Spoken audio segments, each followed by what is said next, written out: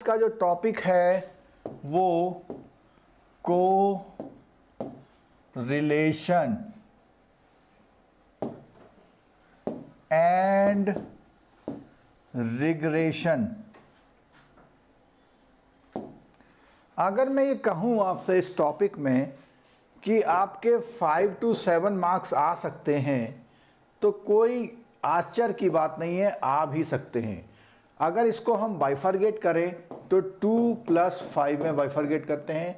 2 marks आपके theory में और 5 मार्क्स आपके केस स्टडी या उसको आप बोल दीजिए न्यूमेरिकल में। ठीक है, इसमें जो है एग्जैक्टली केस स्टडी नहीं होती, वो तो एक क्वेश्चन है आपका। आप लोग जैसे ही 5 क्वेश्चन वाला कोई लंबा सा क्वेश्चन देखते हैं उसे आप टर्म कर देते हो केस स्टडी। ये केस स्टडी नहीं है बिल्कुल, जिसमें सिंपल डेटा दिए हुए हों और आपसे बोलता है ये निकालिए और ये निकालिए, तो वो कभी भी केस स्टडी नहीं हो सकता। केस स्टडी में होता है कोई कहानी या वो होता है एग्जाम्पल लेते हैं और उसमें से आपसे उसके अंदर से कुछ प्रॉब्लम्स पूछते हैं, तो उसको हम केस स्टडी बोलते हैं। ये सिंपल न्यूमेरिकल का पार्ट है। सिंपल किसका पार्ट है? न्यूमेरिकल का पार्ट है। चलिए, हम इंतज़ार कर रहे हैं कि किसी तरह 50 लोग हो जाएं, क्योंकि दोबारा रिवाइज करना पड़ता है हम लोगों को।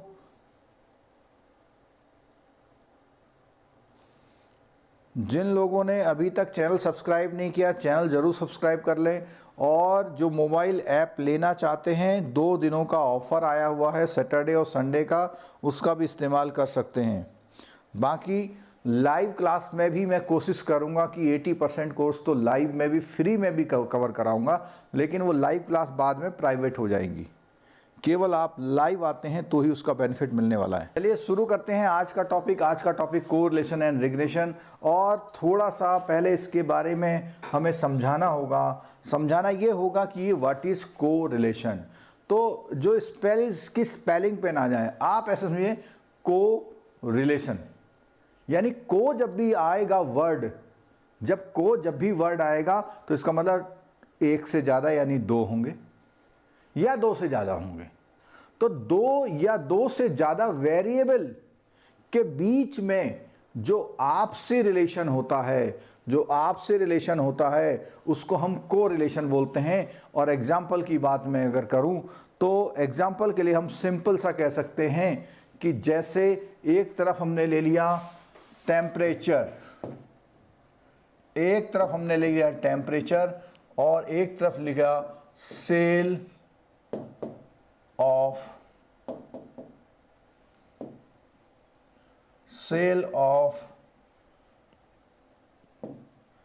स्वेटर। ठीक है, और एक तरफ ले लिया हमने टी शर्ट ले लिया। तो हमने क्या करा, एक तरफ टेम्परेचर लिया, एक तरफ क्या ले लिया आपका सेल ऑफ स्वेटर ले लिया, दूसरी तरफ सेल ऑफ टी शर्ट ले लिया। टी शर्ट ले लिया। अगर हम ये हमारे लिए 3 वेरिएबल है, हमारे लिए क्या है 3 वेरिएबल हैं, स्टैटिस्टिक्स में इनको वेरिएबल बोलते हैं। अगर हम इनको नाम दे दें एक्स वाई जेड तो कोई बड़ी बात नहीं है। अब यहाँ पर हम लिख रहे हैं कि 40 डिग्री सेंटीग्रेड, यहाँ पर लिख रहे हैं 30 डिग्री सेंटीग्रेड, 20 डिग्री सेंटीग्रेड और 10 डिग्री सेंटीग्रेड। ठीक है, अब सेल ऑफ स्वेटर में मान लिया हमने कहा कि 5000 सेल हुई, ठीक है, 6000 सेल हुई, 7000 सेल हुई और 8000 सेल हुई। के का मतलब 1000। ठीक है, टी शर्ट की बात करें तो टी शर्ट यहाँ पर है 8000 सेल हुई, 7000 सेल हुई और आपका 6000 सेल हुई और यहाँ पर 5000 सेल हुई। तो ये जो हमने सेल का एग्जांपल दिया, अब इसमें एक और वेरिएबल ले लेते हैं, ऐसा कुछ एक और वेरिएबल ले लेते हैं और ये है फूड इनटेक, या कहते हैं फूड सेल कर देते हैं, फूड सेल की बात करते हैं। तो यहाँ पर हम देख रहे हैं कि रोजाना अप्रॉक्सीमेटली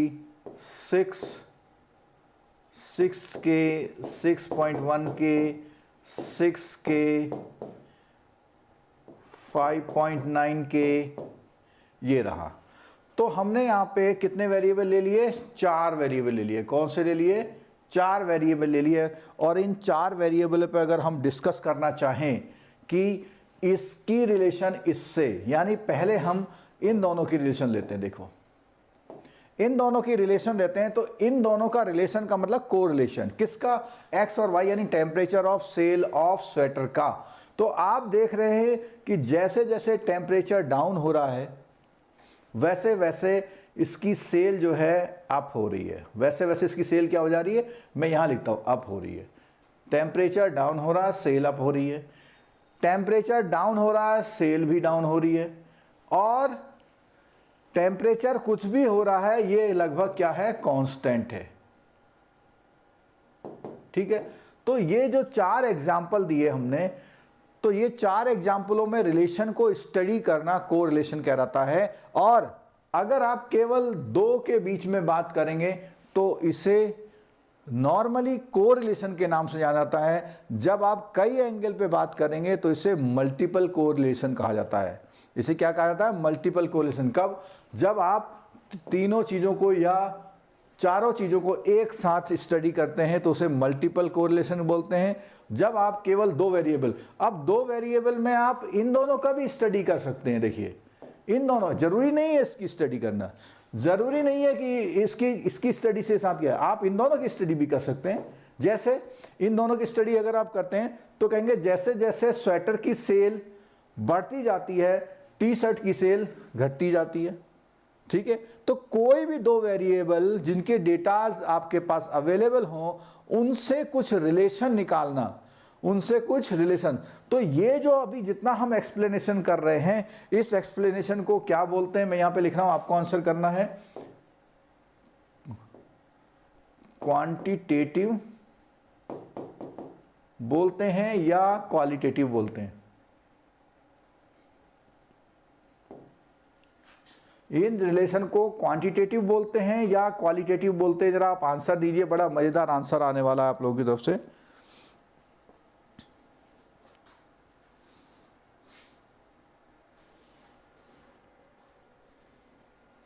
आप लोग आंसर दीजिए, क्योंकि इन्वॉल्वमेंट नहीं करेंगे तो नहीं होगा।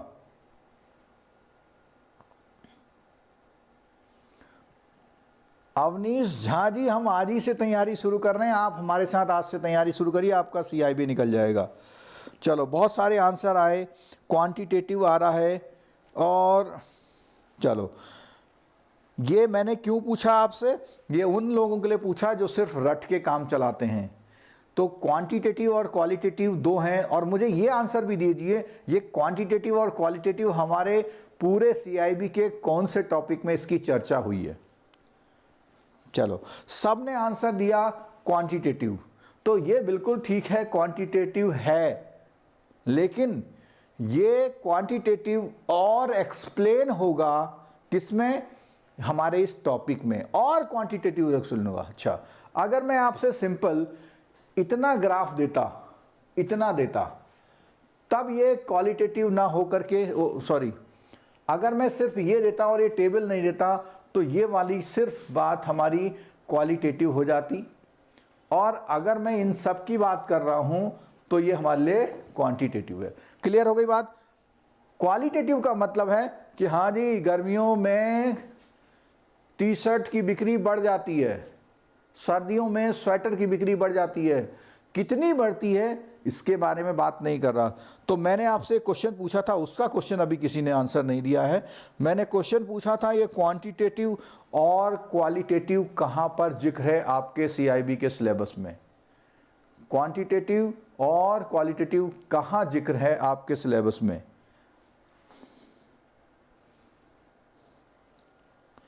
चलो, एक आंसर आया वरुण कुमार जी का, बिल्कुल सही आंसर आया, बेसिल में। बहुत अच्छा जिक्र है, जब हम बेसिल की क्लास लेते हैं तो इन बातों को आपको समझाने की कोशिश करते हैं। बिल्कुल सही आंसर है वरुण कुमार जी, हम लोग इसको बेसिल में बात करते हैं। ठीक है, खासकर से जब हम डिस्क्लोजर की बात करते हैं, डिस्क्लोजर की बात करते हैं, आपके D मॉड्यूल में एक चैप्टर है, उस पर हमने बात करी गई है। ठीक है, मॉनेटरी पॉलिसी में क्वांटिटेटिव और क्वालिटेटिव, क्वांटिटेटिव तो उसमें है, क्वालिटेटिव किस तरह से है? इस तरह से बोल सकते हैं कि भाई मनी की जो मॉनेटरी पॉलिसी आती है तो उसमें तो पहले बताते हैं कि हमारे देश में कोरोना आने से इन्फ्लेशन बढ़ गया, लोग परेशान हो गए, ऐसा हो गया वैसा हो गया, these are the explanation of qualitative. फिर वो बोलते हैं कि इतने परसेंट से हुआ, इतने लोग को इन्फेक्शन हुआ, इतने लोगों को वैक्सीन ट्रायल, जहाँ नंबर आ गए तो वहाँ पे क्वांटिटेटिव हो गया। ठीक है, चलो आगे बढ़ते हैं। तो आपको यहाँ पर अभी तक ये क्लियर हो गया होगा कोरिलेशन क्या होता है और सिंपल कोरिलेशन क्या होता है और मल्टीपल कोरिलेशन क्या होता है। ठीक है, तो जितनी भी चीज़ें हमने सीखी अभी इस थ्योरेटिकल, अभी हमने क्वालिटेटिव एस्पेक्ट को ही लिया सीखने की बात करें तो क्वांटिटेटिव एस्पेक्ट में क्या होगा, इन फिगरों का हम यूज़ करेंगे, स्टैटिस्टिक्स के टूल यूज़ करेंगे और किन्हीं नतीजों पर पहुंचेंगे। तो उस नतीजों पर पहुंचने के बाद हमें पता लगेगा कि हम क्या कर रहे हैं। ठीक है, चलो तो अब इसके साथ हम शुरू करते हैं ये टॉपिक, थ्योरेटिकल एस्पेक्ट शुरू करते हैं, लाइन टू लाइन वाला एस्पेक्ट शुरू करते हैं, जिससे आपको चीज़ें आसानी से क्लियर हो जाएं। ठीक है, तो अगर आप देख पा रहे हैं तो इसमें जो है जो हमारा टॉपिक कवर हो रहा है, देखिए क्या टॉपिक कवर हो रहा है। इस टॉपिक के कवरेज में आपके पास सबसे पहले इंट्रोडक्शन, जो मैंने छोटी सी बात आपको बता दी, वो हमने कवर किया है। जो बुक में बहुत टेढ़ी मेढ़ी लैंग्वेज लिखी है उस लैंग्वेज से हट करके हमने इस तरह यूज़ किया है। थोड़ी सी ब्राइटनेस मेरे को सही करनी पड़ेगी क्योंकि ब्राइटनेस ज़्यादा हो रही है। चलो, तो यहाँ पर हम देखो, जब हम इंट्रोडक्शन की हमने बात कर ली, स्कैटर डायग्राम समझेंगे क्या होता है, कोरिलेशन समझेंगे, रिग्रेशन समझेंगे और स्टैंडर्ड एरर ऑफ एस्टीमेट समझेंगे। स्टैंडर्ड एरर ऑफ एस्टीमेट, जबकि हमने एस्टीमेट में बात करी थी हमने, लेकिन यहाँ जो एस्टीमेट है वो रिलेशन करता है हमारे किससे, वो रिलेशन करेगा कोरिलेशन के जो एस्टीमेट्स होते हैं उसकी स्टैंडर्ड। और जो हमने पहले पढ़ा था एस्टीमेट, वो पढ़ा था सैम्पलिंग वाले एस्टीमेट की बात पढ़ी थी। ठीक है, सैम्पलिंग और एस्टीमेट दोनों हमने लास्ट संडे को लेक्चर लिया था, उसमें हमने कवर किया था। ठीक, क्लियर हो गया। तो चलो थ्योरी पे हम चल रहे थे, तो थ्योरी में हम ये बात समझ गए हम लोग क्या करने वाले हैं। और इसके अलावा इंट्रोडक्शन में हमने सब कुछ पढ़ लिया, कुछ भी नहीं आपको पढ़ना। हाँ, एक चीज़ ज़रूर बिल्कुल कहना चाहेंगे कि our aim is to find if the two are correlated. Two are कोल, जैसे यहाँ पे दिया हुआ है a good education success in life, इसको इन्होंने कोरिलेट किया हुआ है। क्वांटिटेटिव नहीं है, ये क्वालिटेटिव कोरिलेशन है। ठीक है, तो उन्होंने कहा हमें पहले फाइंड आउट करना है कि कैसे रिलेटेड है। और if we can predict the annual income of a person, if we know how many years education he or she has had, this is called the regression. अब रिग्रेशन क्या हुआ, regression का मतलब है उस कोरिलेशन की स्टडी से, उस कोरिलेशन की मैथमेटिकल या क्वांटिटेटिव रिलेशन से, स्टडी से अगर हम ये जान पाए कि फ्यूचर में क्या होने वाला है, अगर हम ये जान पाए फ्यूचर में क्या होने वाला है, तो इसको हम बोलते हैं रिग्रेशन। इसको हम क्या बोलते हैं, रिग्रेशन बोलते हैं। ठीक हो गया, कोई डाउट तो नहीं है, कोई डाउट नहीं रहना चाहिए। ठीक है, तो यहाँ रिग्रेशन के लिए अब बात आती है स्कैटर डायग्राम क्या है। अब बात आती है स्कैटर डायग्राम क्या है। ये ब्राइटनेस हमें डिस्टर्ब कर रही है बार बार, प्रॉपर ब्राइट नहीं आ रहा है। ठीक है, तो स्कैटर डायग्राम की तरफ चलते हैं हम लोग। यहाँ पे हमें कुछ सीन दिखाई दे रहा है, और वो सीन कैसे, देखिए जो अभी हमने थोड़ा सा स्टडी किया था उस स्टडी को हमने क्या करा, ग्राफ में प्लॉट कर लिया। और कितने वेरिएबल, दो वेरिएबल, एक एक्स एक्सिस पे और एक वाई एक्सिस पे। जब हम इसको प्लॉट करते हैं तो प्लॉट करने में आप देखिए यहाँ बोलता है एग्जाम स्कोर और यहाँ बोलता है जीपीए स्कोर। तो जब इस चीज़ की दोनों की किन्हीं स्कोर्स में, एग्जाम के स्कोर और जीपीए स्कोर में जब कंपैरिजन किया गया तो उसमें देखा एक बच्चे का जो था वो कितना आया था, यहाँ पे 5 पॉइंट समथिंग ये, और इधर ऐसे कुछ करके आया ये, दूसरे बच्चे का कुछ ऐसे आया, तीसरे बच्चे का कुछ ऐसे आया। तो हमने सारे बच्चों को प्लॉट कर लिया, यहाँ पे सारे बच्चों के स्कोर को यहाँ प्लॉट कर लिया। अब इससे क्या हुआ, ये जो पॉइंट्स आए ये स्कैटर्ड है, स्कैटर डायग्राम, पॉइंट पॉइंट आ गए। लेकिन ये हमको कुछ खास नहीं बता पाते हैं। तो अब इसकी स्टडी करेंगे। क्या स्टडी करेंगे? रिलेशन निकालने के लिए स्कैटर डायग्राम की स्टडी करते हैं। यानी हम इसमें से ये जितने भी आपको पॉइंट्स दिखाई दे रहे हैं, इन पॉइंट्स के बीच में से अगर हम एक लाइन ऐसे खींच ले तो ये लाइन जो है, ये लाइन जो है, इनके बीच में एक ऐसी लाइन है जो रिलेट कर रही है इनको आपस में, जो रिलेट कर रही है इनको आपस में। कैसे कर रही है कि भैया देखो, ये लाइन के बराबर लगभग दूरियां जो है लगभग सबकी बराबर है। एक आध कोई ऐसा हो सकता है जो बहुत कम या बहुत ज़्यादा है, तो उससे हमें कोई फ़र्क नहीं पड़ता, क्योंकि जब आपने सैम्पलिंग में भी पढ़ा था, जब हम ऐसे डायग्राम बनाते थे तो साइड वाले दोनों का ज़्यादा फर्क, बीच वालों को ज़्यादा कंसंट्रेट करते थे। ठीक है, क्लियर हो गई बात?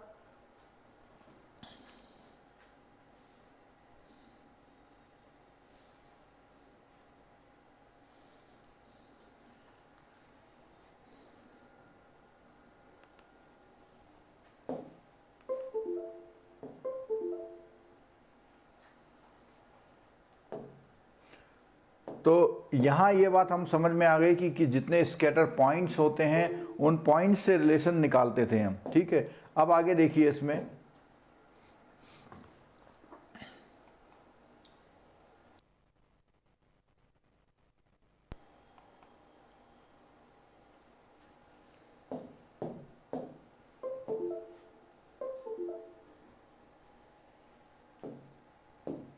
ये वही एक्सप्लेन किया है, कुछ नया नहीं है इसमें। ठीक है, कोई भी ऐसी चीज़ जहाँ पर मेरे को लगता है कि आपको समझाना चाहिए, तो वहाँ कहता है we now give a few scatter diagram to show you how to easy it is to identify the relationship of them. तो यहाँ पर नीचे उन्होंने बोला है कुछ हम फिगर दे रहे हैं जिनसे आप समझ पाएंगे कि वो रिलेशन को कैसे एक्सप्लेन किया जाता है, रिलेशन को कैसे एक्सप्लेन किया जाता है।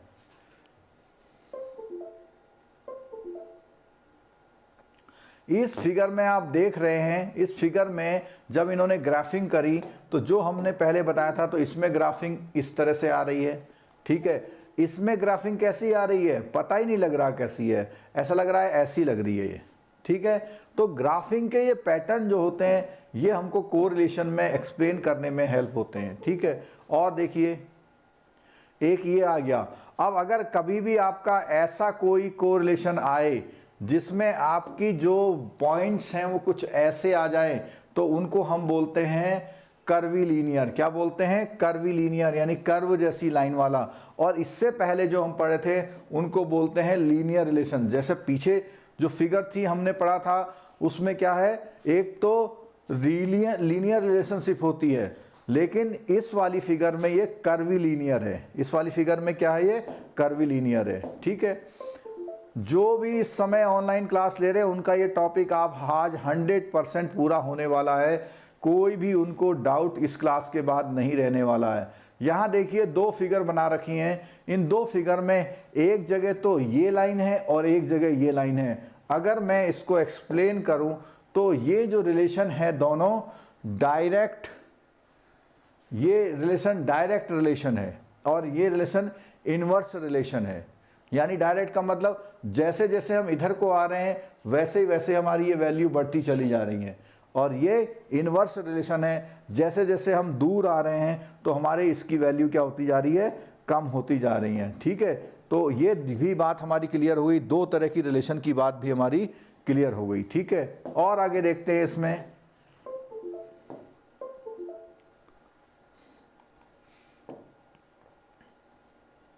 ये वही चीज़ दोबारा से एक्सप्लेन करी हुई है इसमें। देखिए यहाँ पर ये सीधे सीधे चली गई है, ये भी सीधे गई है। ठीक है, अब देखिए यहाँ है, ये जो डायग्राम होते हैं इंडिकेट करते हैं, both scatter diagram indicate the direct relationship. ठीक है, दोनों जो है डायग्राम है हमारे कैसी रिलेशनशिप कर रहे हैं, डायरेक्ट रिलेशनशिप है। कौन सी? Direct relationship.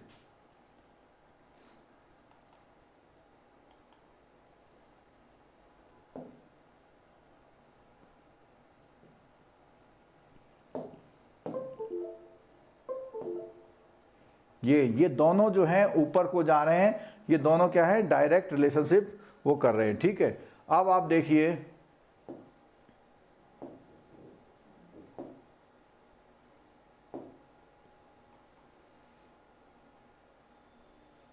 यहाँ देखिए, अब इसको एक्सप्लेन करने की बात आ गई। यहाँ पे देखो, ये जो पॉइंट इस समय लिखे हुए हैं, ये पॉइंट बहुत इंपॉर्टेंट हैं आपके लिए, आपको अंडरस्टैंडिंग बनाने के लिए। कहता है this means the prediction based on the data in A would be more accurate than the those of base B. यहाँ समझिए, अगर आपका जो ग्राफ है, अगर आपका ग्राफ ज़्यादा दूर दूर बैठा हुआ है, ज़्यादा दूर दूर बैठा हुआ है, तो उस केस में और इस केस में, ये दोनों आपके एग्जाम्पल हैं। देखो इस वाले केस में क्या है, इस वाले केस में आपके पॉइंट्स दूर दूर हैं, इस वाले केस में क्या है, आपके पॉइंट्स दूर दूर है, इस वाले केस में आपके पॉइंट्स पास पास हैं। तो ये मोर एक्यूरेट हमें एजम्पशंस देगा, हमारी मोर एक्यूरेट एस्टिमेशन होगी। इसमें हमारी जो एस्टिमेशन होगी वो मोर एक्यूरेट नहीं होगी, क्योंकि बहुत वेरिएशन है इनके उसमें। तो यहाँ तो बिल्कुल पता लग रहा है बिल्कुल ऐसे जाएंगे भाई, यहाँ पर लग रहा है जाएंगे तो ऐसे, लेकिन हो सकता है यहाँ आ जाए, यहाँ आ जाए, यहाँ आ जाए, यहाँ आ जाए। यानी अगर हम 2 पॉइंट पे निकालेंगे तो 2 पॉइंट में अगर ये लाइन हम ऐसे खींचते हैं तो कायदे में तो यहाँ आना चाहिए, लेकिन हो सकता है वो यहाँ आ जाए, यहाँ आ जाए। लेकिन जब इसकी बात करेंगे हम 1.5 पे कहीं निकालेंगे तो बिल्कुल इसके आसपास ही कहीं पर आएगा। तो यहाँ इन्होंने बताया कि मोर एक्यूरेट किस में होगी और थोड़ी सी डेविएट किस में होगी। तो यहाँ पे बोल रहा है जो भी हमारा डेटा है उसमें मोर एक्यूरेट होगी पहले वाले में, और दूसरे वाले में comparing the scattering diagram of the B. We can say that the variables in A are more strongly. अब देखो एक बात और वर्ड आ गई, स्ट्रांगली रिलेटेड। तो जब स्ट्रांग रिलेशन होता है तो बहुत ही नज़दीक नज़दीक चलते हैं वो, ठीक है, और उनकी रिलेशन भी स्ट्रांगर है। The better will be our prediction, so how to do we measure the strength of the relationship. अब वो कैसे हम उसकी रिलेशनशिप को मैथमेटिकली कैसे हम लोग करेंगे, वो तो पिक्चर की बात हो गई, लेकिन मैथमेटिकल करने का तरीका अब हम लोग सीखने वाले हैं। और this measure we use is called the coefficient of correlation या कोरिलेशन कोएफिशिएंट। यहां बात समझ में आई, यानी उनका उन दोनों वेरिएबल्स का रिलेशन, उन दोनों वेरिएबल का रिलेशन किस तरह से है, उसका मैथमेटिकली रिप्रेजेंटेशन के लिए एक फॉर्मूला डिवाइस हुआ है। उस फॉर्मूले को या उस रिलेशन को हम बोलते हैं कोएफिशिएंट ऑफ कोरिलेशन या कोरिलेशन कोएफिशिएंट या कोरिलेशन कोएफिशिएंट, ठीक है। तो इसको समझने की कोशिश करते हैं। यहाँ से हमारा न्यूमेरिकल पार्ट शुरू होता है, यहाँ से हमारा न्यूमेरिकल पार्ट शुरू होता है। ये मैंने एक स्क्रीन पे आपके पास ये रख दिया है, एक स्क्रीन पे रखा हुआ है। देखो क्या बोलता है, इसको पहली बात तो इसको किससे रिप्रेजेंट करते हैं, इसको आर से रिप्रेजेंट करते हैं। ये आर है, आर इज इक्वल टू, तो बोलता है कोवेरिएंस। क्या बोलता है, कोवेरिएंस। अब कोई बता पाएगा कोवेरिएंस हमने कौन से टॉपिक में पढ़ा था? एस्टिमेशन का जब हमने टॉपिक पढ़ा था तो उसमें एक फॉर्मूला निकल के आया था, उसमें हमने कोवेरिएंस निकाला था। हमने उसमें क्या निकाला था, कोवेरिएंस निकाला था। दूसरा क्या है, यहां पर उसको डिवाइड करते हैं standard error this, standard error this, ठीक है। दोनों का जो है स्टैंडर्ड डेविएशन, सॉरी एरर में तो यहाँ बाहर लग जाता है, स्टैंडर्ड डेविएशन होता है दोनों का, ठीक है। अब देखो यहाँ ध्यान से देखिएगा, ये जो फॉर्मूला है इसको याद कर लीजिए। और इस फॉर्मूले में पहले तो लिखा covariance of x and y, और नीचे लिखा हुआ है standard deviation of this, standard deviation of this, ठीक है। अभी आगे हम इसमें नेक्स्ट उसमें जो स्लाइड्स हैं उस स्लाइड्स में देखेंगे अभी हम क्या क्या चीज़ें आती हैं इसमें, ठीक है। तो इसमें जब हम कर रहे हैं तो जो फॉर्मूला हमारा है हमें फॉर्मूला याद सा करना है। अगर हम फॉर्मूला याद कर लेंगे तो होगा। अब यहाँ देखिए, क्या आपको ये फॉर्मूला याद आया? ये फॉर्मूला था उस एस्टिमेशन पेज में कुछ इस तरह से, S इज इक्वल टू, ठीक है, S इज इक्वल टू जो वैल्यू दी हुई थी, S की वैल्यू दी हुई थी, उस S को निकालने के लिए हमें अंडर रूट ऑफ वेराइंस बोलते हैं या कोवेरिएंस बोलते हैं, ठीक है। तो अब अंडर रूट क्या है कि जो आपका वेराइंस है उसका अगर अंडर रूट करेंगे तो S या हमें स्टैंडर्ड डेविएशन, एस बोलते हैं सैंपल के लिए और इसको बोलते हैं उसके लिए। अगर हम सैंपल का यूज़ करते हैं तो यहाँ पर हम n-1 करते हैं नीचे यहाँ पर, और अगर हम पॉपुलेशन का करते हैं तो हम उसको n यूज़ करते हैं। ठीक है, तो ये फॉर्मूला हमने पढ़ा था। इस समय हम सिग्मा स्टैंडर्ड डेविएशन किसका यूज़ कर रहे हैं, पॉपुलेशन का यूज़ कर रहे हैं। पॉपुलेशन का मतलब जितने डेटा अवेलेबल है सबको कंसीडर करना, जितने डेटा अवेलेबल हैं अगर हम सबको कंसीडर कर रहे हैं तो इसका मतलब हम पॉपुलेशन की बात कर रहे हैं, वहां पर हम n लेते हैं। जब हम सैंपलों का स्टैंडर्ड डेविएशन निकालते हैं तो उसमें हम n-1 का यूज़ करते हैं। ये कई बार बच्चे क्वेश्चन पूछते हैं, ठीक है, ये कई बार आपके उसमें डाउट होता है कि आप कैसे करते हैं इस क्वेश्चन को। ठीक है,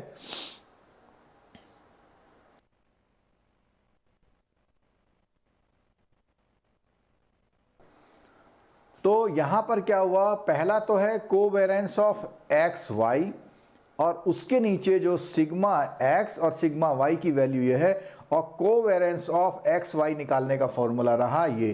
तो अल्टीमेटली अगर हम पूरा उसको देखेंगे तो हमारा formula this divided by this into this हो जाएगा, दिस डिवाइडेड बाई, और ये जो है आपको क्या करना पड़ेगा, थोड़ा सा याद तो जरूर करना पड़ेगा, इसको थोड़ा याद जरूर आपको करना पड़ेगा। ठीक है, अच्छा दूसरा है एक बार, एक फॉर्मूला तो हमारा हुआ ये, इसको मैं एक बार आपके लिए साफ साफ भी लिख देता हूं जिससे आपको कोई कंफ्यूजन जैसी बात ना हो।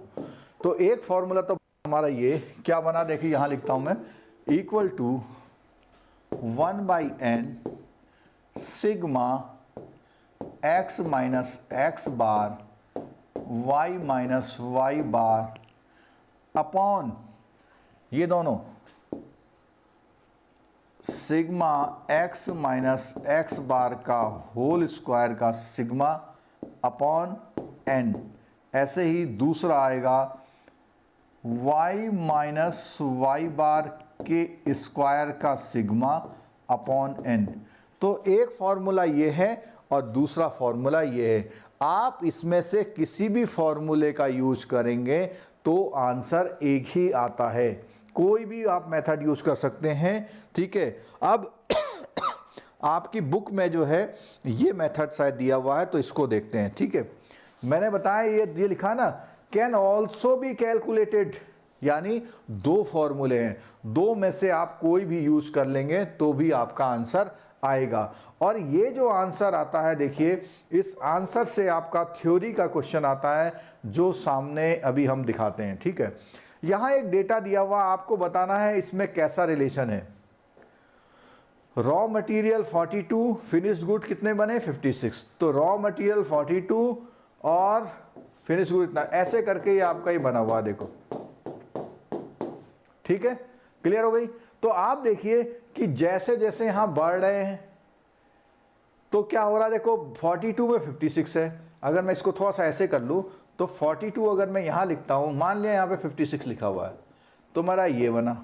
ठीक है, अब दूसरा बोलता है 44 पे 59, तो 44 जैसी बढ़े तो 59 मान लिया ये हो गया। फिर 58 पे यहाँ कहीं है, उस पर कितना 53, उस पर यहाँ आ गया। फिर क्या 89 कहीं यहाँ होगा, 89 पे 65 कहीं यहाँ होगा।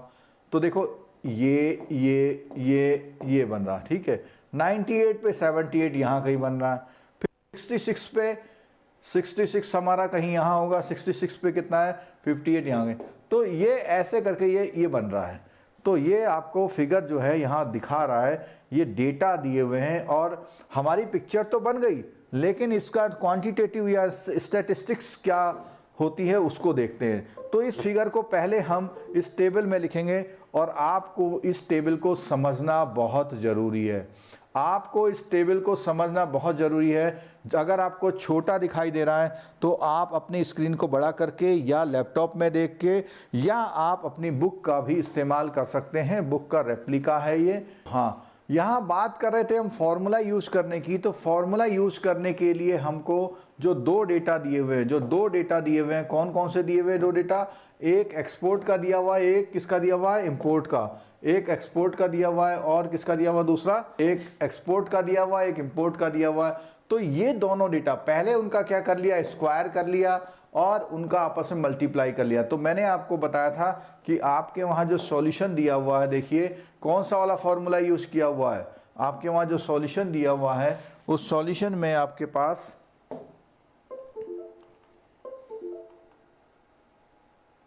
ये देखिए, यहाँ पे आपको इस फॉर्मूले में इस फॉर्मूले का यूज किया हुआ है। कैसे किया हुआ, देखो एक्स वाई मिला हुआ है आपको, यानी दोनों डेटा की मल्टीप्लाई की हुई है, और एक्स स्क्वायर का सम किया हुआ है, वाई स्क्वायर का सम किया हुआ है। तो आपको एक्स स्क्वायर, वाई स्क्वायर और एक्स वाई तीन डेटा चाहिए थे। तो तीन डेटा चाहिए था, तो इसी टेबल का, इसी फॉर्मूले का यूज करके वहां पे न्यूमेरिकल उन्होंने किया हुआ है। ठीक है, क्या किया हुआ देखिए इसमें, आप जब यहाँ पर आ रहे हैं, इस क्वेश्चन को देख रहे हैं, तो वो स्क्वायर निकाल दिए। अब यहाँ पर वैल्यू की बात आती है। अब यहाँ पर क्या है, वैल्यू की बात आती है। तो वैल्यू में इसमें ये जो फॉर्मूला लिखा हुआ है, इस फॉर्मूले और उस फॉर्मूले में क्या फ़र्क है, यहाँ साफ साफ आप देख सकते हैं। पहली बात, जब वो यूज कर रहे हैं एक्स वाई, क्या यूज कर रहे हैं, एक्स वाई, जब वो एक्स वाई यूज कर रहे हैं तो एक्स वाई यहाँ पर है, और एक्स वाई का क्या यूज कर रहे हैं, सम यूज कर रहे हैं। एक्स वाई का क्या कर रहे हैं, सम यूज कर रहे हैं। तो ये जो फॉर्मूला है यहाँ पर एक्स वाई का सम, यहाँ पर आप देखिए इस क्वेश्चन में ये लिखा हुआ है 28469। मैं यहाँ पे और भी यहाँ साफ साफ लिख देता हूँ, क्या है 28469 ये लिखा हुआ देखिए, डिवाइडेड बाई 7। डिवाइडेड बाई 7 का मतलब n। ठीक है, आप लोग एक बात से बहुत कंफ्यूज होते हैं, इसमें क्लैरिटी नहीं आ रही है बढ़िया करके। चलो अपनी बुक से थोड़ा कंपेयर कर लीजिएगा। ठीक है, 28469 डिवाइडेड बाई 7 लिखा हुआ है। यहाँ पर डिवाइडेड बाई क्या लिखा हुआ है, 7। क्यों लिखा हुआ 7, क्योंकि sigma x y upon n. तो आप लोग अपने बुक में, अपनी कॉपी में ये फॉर्मूला जरा नोट करें। अभी थोड़ी देर में आपको इसमें एक्सप्लेन करके बताऊंगा ये फॉर्मूला कैसे उसका जैसा फॉर्मूला है, ये फॉर्मूला कैसे उसका जैसा फॉर्मूला है, ये हम थोड़ा बताएंगे अभी आपको। अगर आप यहां देख पा रहे हैं, ये जो फॉर्मूला है, ये फॉर्मूला और जो वहां फॉर्मूला दिया है एक कैसे है, मैं क्या करता हूं, यहां पर आपको डिवाइड करता हूं एन स्क्वायर से। किससे करता हूं, अगर मैं एन स्क्वायर से यहां डिवाइड करूं और एन स्क्वायर से यहां डिवाइड करूं तो क्या कोई फर्क पड़ने वाला है, नहीं। तो नहीं फर्क पड़ने वाला है, तो इसका मतलब क्या बनेगा, R is equal to n sigma x y upon n square minus sigma x upon n sigma y upon n. जरा इसको समझने की कोशिश करिएगा। ये होगी हमारी ऊपर वाली लाइन, नीचे वाली लाइन में भी वही काम किया हमने। एन स्क्वायर से डिवाइड कर रहे हैं, तो एक बार एन हम इसके लिए देंगे और एक बार एन हम इसके लिए देंगे। ठीक है, अगर ऐसा करते हैं तो यहाँ जो फॉर्मूला है, ये एन है, ये एन जब इसके अंदर जाएगा तो हमें जो हमारा फॉर्मूला है वही बनेगा। देखिए क्या बनेगा, यहाँ पे देखिए कि sigma x square by n. कैसे बना ये, जब ये फॉर्मूला, ये एन इसके अंदर जाएगा, ये एन इसके अंदर जाएगा, तो मैं लिख रहा हूं, समझने की कोशिश करिएगा। क्या है, n x n sigma x square upon n square. अब मेरे को आप बता सकते हैं कि यहां तो मैं एन लिख रहा हूं, लेकिन यहां एन स्क्वायर क्यों लिख रहा हूं, क्योंकि मैं इसको स्क्वायर रूट के अंदर भेज रहा हूं। अगर मैं इस एन को बाहर निकालूंगा तो बाहर निकल के वो एन ही तो बनेगा। ऐसे ही यही चीज हमारी सेम यहां पे आएगी, n sigma y square upon n square minus sigma y square upon n square minus sigma x square upon n square. अगर आप यहाँ पे ये समझ नहीं पा रहे हैं तो बहुत सिंपल तरीका बताता हूँ, आप दुनियादारी सब छोड़ दीजिए, इस फॉर्मूले को याद कर लीजिए, क्योंकि इस फॉर्मूले से ये क्वेश्चन सॉल्व किया हुआ है। मैंने आपको पहले ही बताया था, आपकी बुक में जो क्वेश्चन सॉल्व किया हुआ है वो इस फॉर्मूले से किया हुआ है। ठीक है, तो ये जो फॉर्मूला बना है उसी से बना है। तो इसमें अगर आप देख पा रहे हैं तो 28469/7 कहाँ से आया, यहाँ से आ गया। अब बोलता है एक्स बार वाई बार। एक्स बार का मतलब समझ लीजिए, एक्स बार का मतलब होता है, एक्स बार का मतलब होता है एवरेज, एक्स बार का मतलब होता है एवरेज या मीन बोलते हैं इसको स्टैटिस्टिक्स में, सिग्मा एक्स अपॉन एन।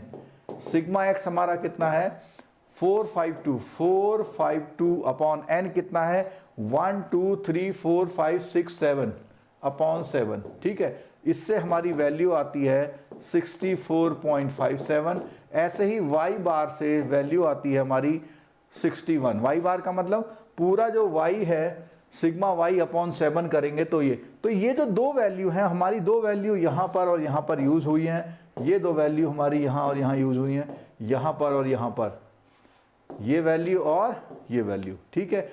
और कैलकुलेटिव पार्ट है, बुक में बिल्कुल जैसा लिखा आप उसका वैल्यू निकालिए, कैलकुलेट करिए, और कैलकुलेट करने के बाद क्या आता है उसको जरा देखने की कोशिश करते हैं हम लोग। ये आया कैलकुलेट करने के बाद, कैलकुलेट करने के बाद क्या आया, ये वैल्यू आई, ठीक है। तो ये जो वैल्यू आ रही है आपकी, इस वैल्यू को समझने की कोशिश करिए। ये वैल्यू आ रही है आपकी R इज इक्वल टू 0.8383, और ये जो वैल्यू आ रही है ये आपके क्वेश्चन में थ्योरी का क्वेश्चन ला के देगी आपको। ये स्क्रीन में जो इस समय दिखाई दे रहा है आपको, ये आपको थ्योरी के लिए 1 मार्क्स यहाँ सॉलिड हो रहे हैं आपके। ज़रा ध्यान से देखिएगा जो हम एक्सप्लेन कर रहे हैं, जो हम एक्सप्लेन कर रहे हैं उसे समझने की कोशिश कीजिएगा। बहुत देर से आपने कोई मैसेज नहीं किया या मुझे दिखाई नहीं दे रहा, क्या आप लोग क्लास देख भी रहे हैं? कोई मैसेज नहीं आ रहा आपका? चलो, कुछ लोग कह रहे हैं हाँ हम देख रहे हैं। तो मैं यहाँ जो एक्सप्लेन कर रहा हूँ 1 नंबर का थ्योरी का क्वेश्चन यहाँ से आएगा, इस स्क्रीन से आएगा। वो क्या आएगा, आर की वैल्यू को एक्सप्लेन करना। आर क्या है, कोएफिशिएंट ऑफ कोरिलेशन है, कोएफिशिएंट ऑफ कोरिलेशन है। अब इसमें क्या काम कर रहा, देखो उसने कहा था value of r always lies between, एक नंबर का क्वेश्चन आ गया आपका। ये जो आर होता है ये आर -1 से लेकर के 0 और +1 तक होता है। जो आर होता है इसकी वैल्यू हमेशा -1 से +1 के बीच में आती है। एक बात आ गई, बहुत पक्का पॉइंट आ गया, ठीक है। जिसमें से -1 इंडिकेट्स परफेक्ट इनवर्स रिलेशन। कौन सी रिलेशन, इनवर्स रिलेशन। यानी जो हमने बताया था कि जैसे जैसे जाड़ा बढ़ता है तो टी शर्ट की बिक्री कम हो जाती है, उसी रेशियो में, ठीक है। और A scatter diagram in this case will have all point lying on the line negative slope। अब इसको नेगेटिव स्लोप भी बोला हुआ, कैसे स्लोप बोला हुआ, नेगेटिव। तो इसको मैं यहां समझाता हूं आपको, कैसे समझाते हैं। देखो आपका जो 2 वेरिएबल का ग्राफ है कई स्टाइल में हो सकता है। अभी जो हम बात कर रहे हैं वो किसकी बात कर रहे हैं, अभी हम बात कर रहे हैं इस लाइन की। तो इसको हमने बोला नेगेटिव स्लोप। क्या बोला हमने, नेगेटिव स्लोप है। रिलेशन कैसी है, परफेक्ट है। रिलेशन कैसी है, परफेक्ट है। लेकिन कैसी है, इनवर्स है। परफेक्ट है, परफेक्ट का मतलब बिल्कुल ऐसे, ठीक है। तो इसको हम बोलते हैं -1। क्या बोलते हैं इसको, -1। सेकंड होता है हमारा ये, इसको हम बोलते हैं +1। सेकंड होता है ये जिसको हम +1 बोलते हैं। तो ये भी अगेन क्या है, परफेक्ट है। क्या है, परफेक्ट है। और इनवर्स की जगह कैसी है, डायरेक्ट है। और नेगेटिव की जगह पॉजिटिव है। तो ये 3 नेम आ गए इसके हमारे, परफेक्ट है, पॉजिटिव है और डायरेक्ट है, ठीक है। यहां पे क्या है, परफेक्ट है, नेगेटिव है और इनवर्स है। तो जो डाउन वाला आ रहा है उसको इनवर्स, जो अप वाला आ रहा है उसको डायरेक्ट, ठीक है। जो डाउन वाला आ रहा है उसको नेगेटिव और जो अप वाला जा रहा है उसको पॉजिटिव। दोनों रिलेशन क्या है, परफेक्ट है। अब देखिए दूसरा, एक लाइन हम ऐसी भी खींच देते हैं, ये आ जाए आपका ग्राफ तो 0, या है 0 तो क्या है, नो कोरिलेशन। क्या बोलेंगे, नो कोरिलेशन, नो कोरिलेशन, ठीक है, नो कोरिलेशन।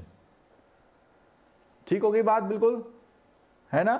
अच्छा, अब इसके बीच में भी क्या हो सकता है, बिल्कुल हो सकता है इसके बीच में भी ऐसे हो सकता है आपका कोई ग्राफ, कोई लाइन आपकी ऐसी आ जाए और या कोई लाइन आपकी ऐसी आ जाए। तो ये कहने का मतलब है आपके सारे ग्राफ इसके बीच में ही आएंगे। और आपका जो थ्योरी का क्वेश्चन मैं बार बार बता रहा हूं वो ऐसा ही कुछ घुमा फिरा के बात बोलेगा, आपको समझना पड़ेगा कि अंडरस्टैंड बनाना पड़ेगा कि ये क्या चीज़ है। चलो आगे देखिए। अब तो यहाँ ये बात समझ में आ गई, थ्योरेटिकल पॉइंट समझ में आ गया। और देखते हैं इसमें क्या थ्योरेटिकल पॉइंट समझा रहे हैं। वहाँ पे r=1 है तो बोल रहा है परफेक्ट डायरेक्ट रिलेशनशिप बोल रहा है, ठीक है। और यहाँ पे स्लोपिंग क्या होती है, फ्रॉम लेफ्ट टू राइट। जो लाइन होती है r=1 में लेफ्ट टू राइट वो स्लोपिंग जा रहा है ऊपर, ठीक है। r=0 में क्या होता है, r is no linear relationship, ठीक है। और बस इतनी चीजें इसमें इंपॉर्टेंट हैं, ठीक है। चलो अब इसने एक क्वेश्चन दे दिया, draw scatter diagram of the end calculate the correlation coefficient for the following data sets. तो एक उन्होंने क्वेश्चन दे दिया है कि भैया अगले डेटा सेट्स पर आप काम करके दिखाइए कि क्या होता है। तो क्या करते हैं हम यहाँ पे देखिए, यहाँ पर दो इन्होंने क्वेश्चन दे दिए हैं। इन क्वेश्चंस में अगर हम बात करें, हम एक रफ डायग्राम बनाने की कोशिश करते हैं। तो अगर हम ऐसे इसको बनाते हैं तो पहला है 30 पे 68, मान लिया हमने 68 यहाँ लिखा, 38 यहाँ लिखा, 33 पे 65 यहाँ आ गया। दूसरा है 25 यानी 25 इधर आ जाएगा, 25 पे कितना 80 है यहाँ आ गया, 10 पे 85 है, 10 पे 85 यहाँ कहीं आ गया, और 33 पे 70 है, 33 पे 70 यहाँ गया। तो आप देख रहे हैं ऐसे बन रहा है। तो आप खुद समझ सकते हैं कि ये रिलेशन कैसी है। ये रिलेशन क्या है, एक तो इन्वर्स है और समवट कुछ डायरेक्ट भी लग रही है और नेगेटिव, तीन चीज़ें, ठीक है। क्लियर हो गई। तो ये आपके लिए क्वेश्चन है। इन दोनों क्वेश्चन को आप सॉल्व करेंगे, जो फॉर्मूला पीछे दिया था उससे आर का आप एक्सप्लेनेटरी पार्ट कह सकते हैं। और एक बात और मैं बता दूं, यहाँ जो ये वैल्यू आई थी आर की, क्योंकि ये वैल्यू पॉजिटिव आई थी इसलिए हम इसको आप ऐसा बोल सकते हैं। अगर मैं यहाँ पर इसके तीन ग्राफ बना रहा हूँ, आपको बताना है इसे किसको रिप्रेजेंट करता है, आपको बताना है किसको रिप्रेजेंट करता है। ये जो 0.833 है वो किसको रिप्रेजेंट करता है, या मैं एक ही में बनाता हूँ क्योंकि आपको ऐसे बताने में गड़बड़ हो जाएगा। आपको मैं एक ही में बताता हूँ, अलग अलग कलर से ले लेता हूँ मैं आपको। एक तो ले लिया मैंने ब्लैक, ठीक है, एक ले लिया मैंने ब्लू, एक ले लिया मैंने रेड, और एक ले लिया मैंने ग्रीन। आप बताइए कि ये 0.833 किसको रिफ्लेक्ट करता है, आंसर दीजिए। कलर के हिसाब से ग्रीन कलर थोड़ा हल्का दिख रहा है, ग्रीन कलर थोड़ा हल्का दिख रहा है। ग्रीन को मैं अगर ऐसे कर दूं तो भी देखते हैं। हाँ जी, आंसर आ रहा है ब्लैक, ब्लैक, ब्लैक, ठीक है। आंसर आ रहा है black blue, black blue, black blue.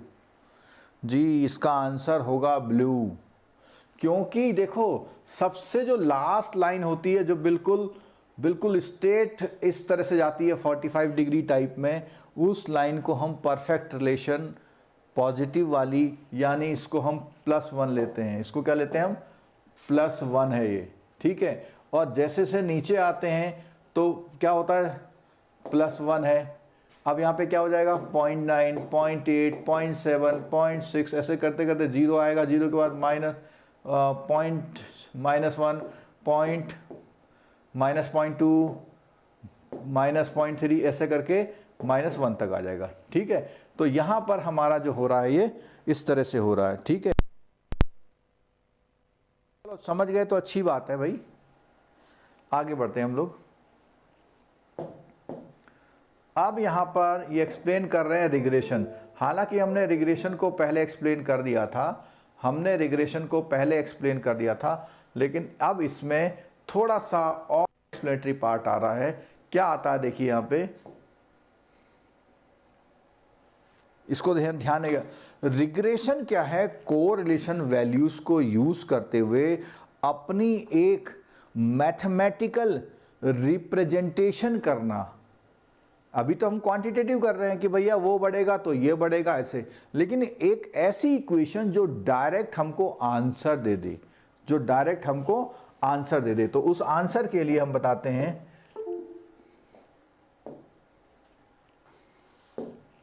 क्या आंसर देना है हमें।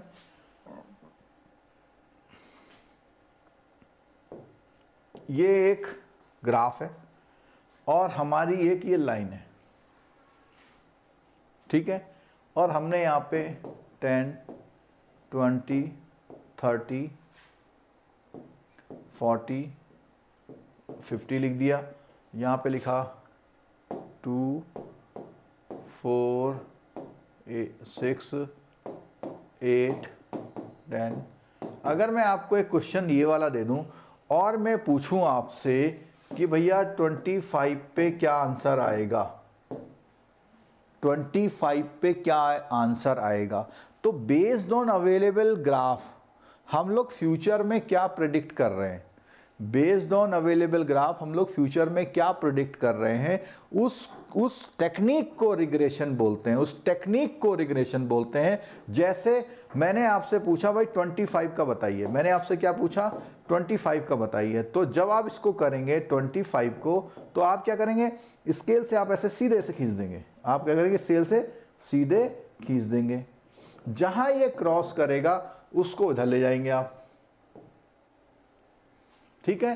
तो आप देखिए 2, 4, 6, 8, 10, तो लगभग यहां पर 9 पॉइंट आप आंसर कर देंगे कि 25 में 9.2 समथिंग आंसर आपका आता है। तो ये जो मैंने करके दिखाया, this is called regression, this is called regression. Correlation के टेक्निक को यूज करते हुए आपका मैथमेटिकल वो करना रिग्रेशन है। लेकिन यहां कुछ और आपको समझाना पड़ेगा मुझे कि ये जो लाइन है, इस लाइन को मैथमेटिकल बोलते हैं y बराबर a plus b x, y is equal to a plus b x. इसको समझने की कोशिश करिएगा क्योंकि आगे सब कुछ इस पे डिपेंड है, आगे सब कुछ इस पर ही डिपेंड है, आगे सब कुछ इस पर ही डिपेंड है। कैसे डिपेंड है? y क्या है, ये आपका x एक्सेस है, ये आपका y एक्सेस है। y क्या है? वो कहता है ये सारे पॉइंट हैं, ये सारे पॉइंट क्या हैं, ये y कहलाते हैं क्योंकि हाइट को मेजर कर रहे हैं। x क्या है? किस पॉइंट के लिए y निकालने हैं आप, तो x तो आपका ये है, y क्या है आपका ये है, लेकिन a प्लस बी एक्स क्या है ये आपको सीखना है इसमें। तो ये a प्लस बी एक्स क्या है? a is the fix, a is the fix, यानी ये जो हाइट है वो a है, ये जो हाइट है वो क्या है, a है, ये डिस्टेंस आपकी a है। यानी अगर हम इस क्वेश्चन में देखें तो a इज इक्वल टू क्या है, 4 है, a इज इक्वल टू क्या है 4, और b क्या है, b जो है इसका स्लोप है, b क्या है इसका स्लोप है। यानी ये जो लाइन है, ये लाइन बहुत स्टीप है, कम स्टीप है या पैरेलल टाइप की है, ये डिफाइन कौन करता है, b। यानी अगर आपको कोई भी y की वैल्यू निकालनी किसी भी x पे, सपोज कीजिए 50 पे निकालनी है, तो आप क्या करेंगे, ये जो इक्वेशन है इसमें क्या करेंगे, इज इक्वल टू यहां लिखेंगे 50 जो कि क्या है हमारा x, a क्या है हमारा 4, प्लस यहां पर क्या आएगा, b आएगा, यहां पर क्या आएगा b कहां से आएगा, b स्लोप से आएगा। अब आप क्या है उसमें आप एंगल से नहीं देखेंगे, वो मैथमेटिकल निकलेगा b, ठीक है। मैथमेटिकल जो b निकलेगा उसका 50 से मल्टीप्लाई करेंगे। सपोज कीजिए मैं इस क्वेश्चन में b इज इक्वल टू 2 ले लेता हूं, तो 2 इंटू 50 प्लस 4 ये हो जाएगा 104, क्या हो जाएगा 2 इंटू 50 और ये हमारा कितना है 4, तो यहाँ पे 104 आ जाएगा। तो अगर मैं इसकी बात करूँगा तो 50 पे जो ये वैल्यू जाएगी कहाँ जाएगी, 104 पे जाएगी। तो ये रिग्रेशन समझाने की मैंने कोशिश करी है, मुझे लगता है आपको समझ में आ रहा है तो यस बोलिए ज़रा, फिर आगे बढ़ेंगे हम। अगर यस बोलिए सही आ रहा है समझ में, तभी आगे बढ़ेंगे हम, क्योंकि ये टॉपिक कॉम्प्लिकेटेड है, बुक से अंडरस्टैंड नहीं होता है। वंस अगेन लास्ट पॉइंट है, लास्ट पॉइंट समझा देते हैं और बहुत अच्छी तरह से समझाएंगे, आप क्लास छोड़ के मत जाना, क्योंकि हम जो बुक के क्वेश्चन है उसी के साथ समझा रहे हैं, तो इसलिए आपको समझ में आ जाना चाहिए। ठीक है, देखो ये जो हमारा जो काम है, हमारा जो क्वेश्चन है, उस क्वेश्चन में आपको दो चीज़ें निकालनी है। क्या निकालनी है? एक तो ए निकालना है और एक बी निकालना है। एक्स आपको क्वेश्चन में गिवन होगा, अगर आपके पास ए और बी की वैल्यू आ जाएं तो आप सॉल्व करके y निकाल सकते हैं, जिसको हम रिग्रेशन लाइन बोल रहे हैं। रिग्रेशन लाइन की हेल्प से y, और y को हम यहाँ पे एस्टिमेशन बोल रहे हैं, y को हम क्या बोल रहे हैं यहाँ पे? एस्टिमेशन बोल रहे हैं। ठीक हो गया, क्लियर है बात? चलो अभी हम बुक का भी थोड़ा हेल्प लेंगे, बुक की भी हेल्प लेके चलेंगे। देखिए तो अभी जैसा मैं एक्सप्लेन कर रहा था, अगर मैं इस पे बात करूं, देखो ये जो लाइन आई है that this is regression line. अब इसमें क्या हुआ देखिए, ये कहता है कि आपकी कोई भी वैल्यू यहां पर वेरी करेगी। अगर मैं इस 3 के लिए वैल्यू निकालूंगा तो कहां जाएगी? यहां पर जाएगी, ये आ जाएगी वैल्यू। ठीक है, लेकिन हमें उसके लिए स्लोप का पता करना पड़ेगा। दूसरा, ये जो फिक्स डिस्टेंस है, अब कोई बता सकता है इस पिक्चर में ए की वैल्यू? आपके लिए चैलेंज है, इस पिक्चर में ए की वैल्यू बताइए कितनी है? इस पिक्चर में ए की वैल्यू बताइए।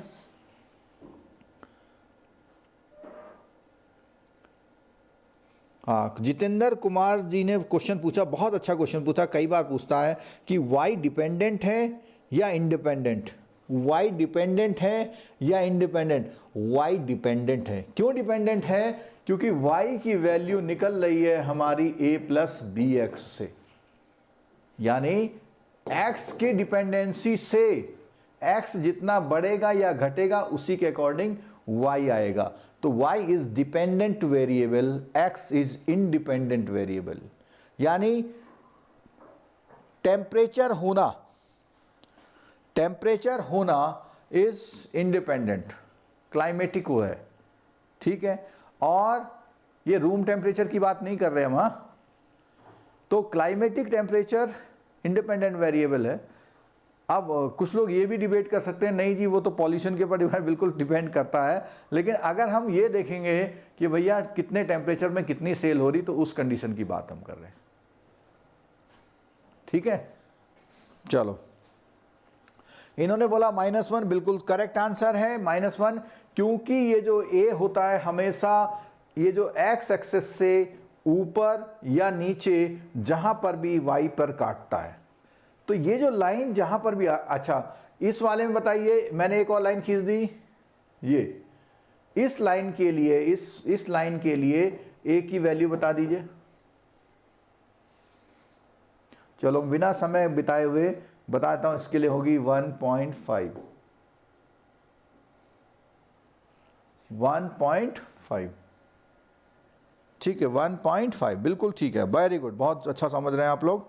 चलिए, क्वेश्चन को समझ के दिल में तसल्ली होती है, और बहुत 5 पेज का टॉपिक है ये, बहुत बड़ा टॉपिक नहीं, अगर आप समझ जाते हैं तो। चलिए आगे बढ़ता हूं मैं इससे बाद। ये आपका जो टॉपिक है यहां पर स्क्रीन में जो दिख रहा है, आपके लिए पूरा क्रक्स ये है, पूरा क्रक्स ये है। ठीक है, तो एक तो फॉर्मूला ये निकल के आया, क्या निकल के आया? बी निकालने का फॉर्मूला, और आर निकालेगा। मैं दोनों फॉर्मूले को आपको कंपेयर करके बताता हूं क्या फर्क है इसमें, क्या फर्क है आपके इस फॉर्मूले में।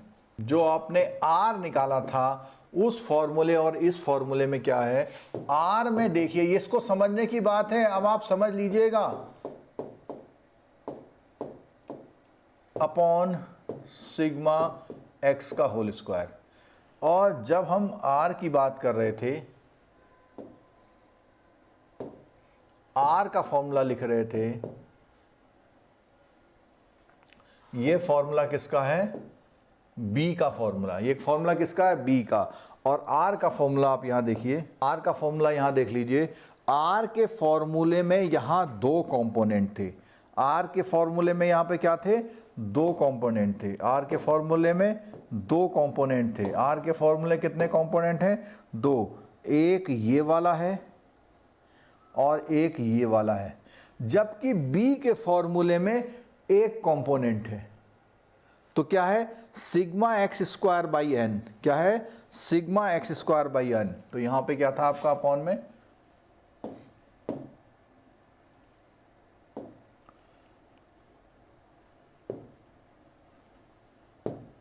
Sigma x square by N minus x bar का होल स्क्वायर, एक्स बार का होल स्क्वायर, और ऐसे ही सेकंड टर्म था सिग्मा वाई स्क्वायर अपॉन, अगर किसी को थोड़ा बहुत भी समझ में नहीं आ रहा तो भी आप क्लास छोड़ के मत जाइए, क्योंकि आज मैं आपको समझा के ही जाऊंगा। सबसे पहले आपको ये कंफ्यूजन दूर करना पड़ेगा कि भैया ये जो बी का फॉर्मूला है और आर के फॉर्मूले में थोड़ा सा फर्क है। यह है आपका आर, यह है आपका बी। तो इसमें जब हम फॉर्मूला देख रहे हैं तो हमें एक चीज तो बिल्कुल क्लियर हो रही है कि ऊपर वाला पार्ट सेम है, ऊपर वाला पार्ट सेम है। नीचे वाले पार्ट में ये जो दो थे दोनों अंडर रूट में थे, अगर मैं इन दोनों की मल्टीप्लाई कर दूं, आप सपोज करिएगा जरा, इस रूट और इस रूट की, यानी मैं अगर रूट एक्स और रूट एक्स की मल्टीप्लाई करूं तो क्या आएगा, एक्स आएगा या नहीं आएगा, ठीक है। अब एक चीज और, यहां पर ये दोनों सेम नहीं है जबकि यहां पर ये दोनों सेम है। मैं सपोज करता हूं दोनों सेम हो जाए और यहां पर मैं, यहां पर एक्स है यहां पर भी एक्स कर लूं बाई चांस, तो वो इसी फॉर्म में आ जाएगा, यानी उसका रूट खत्म हो जाएगा और सिर्फ हमारे पास जो वैल्यू रह जाएगी वो कौन सी रह जाएगी, एक एक्स की, सिर्फ एक की वैल्यू रह जाएगी। सिर्फ किसकी वैल्यू रह जाएगी, एक्स की वैल्यू रह जाएगी, ठीक है। अगर x की वैल्यू रह जाएगी तो ये हमारा फॉर्मूला b कन्वर्ट हो जाएगा। अगर नहीं समझ में आ रहा तो दो फॉर्मूले आपको याद करने हैं कि r का फॉर्मूला ये होता है और b का फॉर्मूला ये होता है, ठीक है। क्योंकि मैंने अभी थोड़ी देर पहले बताया था आपको y is equal to a plus b x होता है, जिसमें हमको x जो होता है गिवन होता है, हमें a और b निकालना है, जिसमें से b का फॉर्मूला ये सिंपल b आपका इस फॉर्मूले से निकलेगा, ठीक है। तो b निकलना आ गया। अब a कैसे निकलेगा, a निकलेगा इस फॉर्मूले से, यानी आपको ये दो फॉर्मूले, ये सब भूल जाओ क्या लिखा हुआ है, आपको b का फॉर्मूला ये है, ये का मतलब ये है, ये का मतलब ये है, इनमें से ये यूज कर लो या ये यूज कर लो।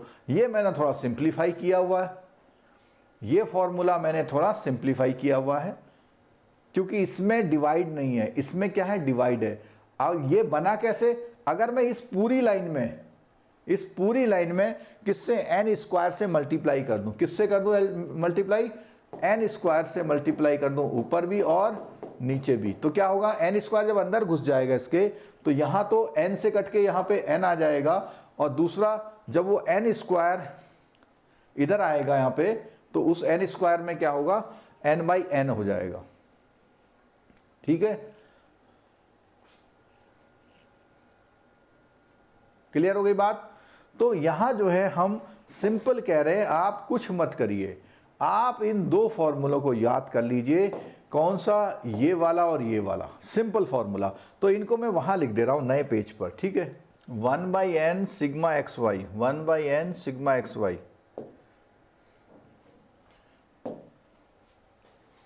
तो हमने बताया आपको y is equal to a plus b x, ठीक है, जिसमें से b का फॉर्मूला, a का फॉर्मूला अगर मालूम हो तो हम y को निकाल सकते हैं। जो b का फॉर्मूला है 1/n into sigma x Y, ठीक है। और देखिए माइनस एक्स बार वाई बार, माइनस एक्स बार और वाई बार अपॉन में क्या है देखिए, 1/n sigma x square 1/n sigma x square, इसको मैं यहां से हटा देता हूं,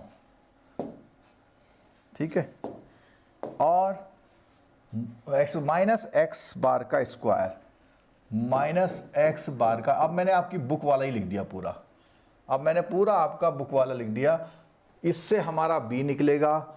और फिर क्या है, a का फॉर्मूला भी यहीं बराबर में लिख रहा हूं, a बराबर क्या है, y बार माइनस बी एक्स बार, ठीक है। हाँ बहुत ज़्यादा है तो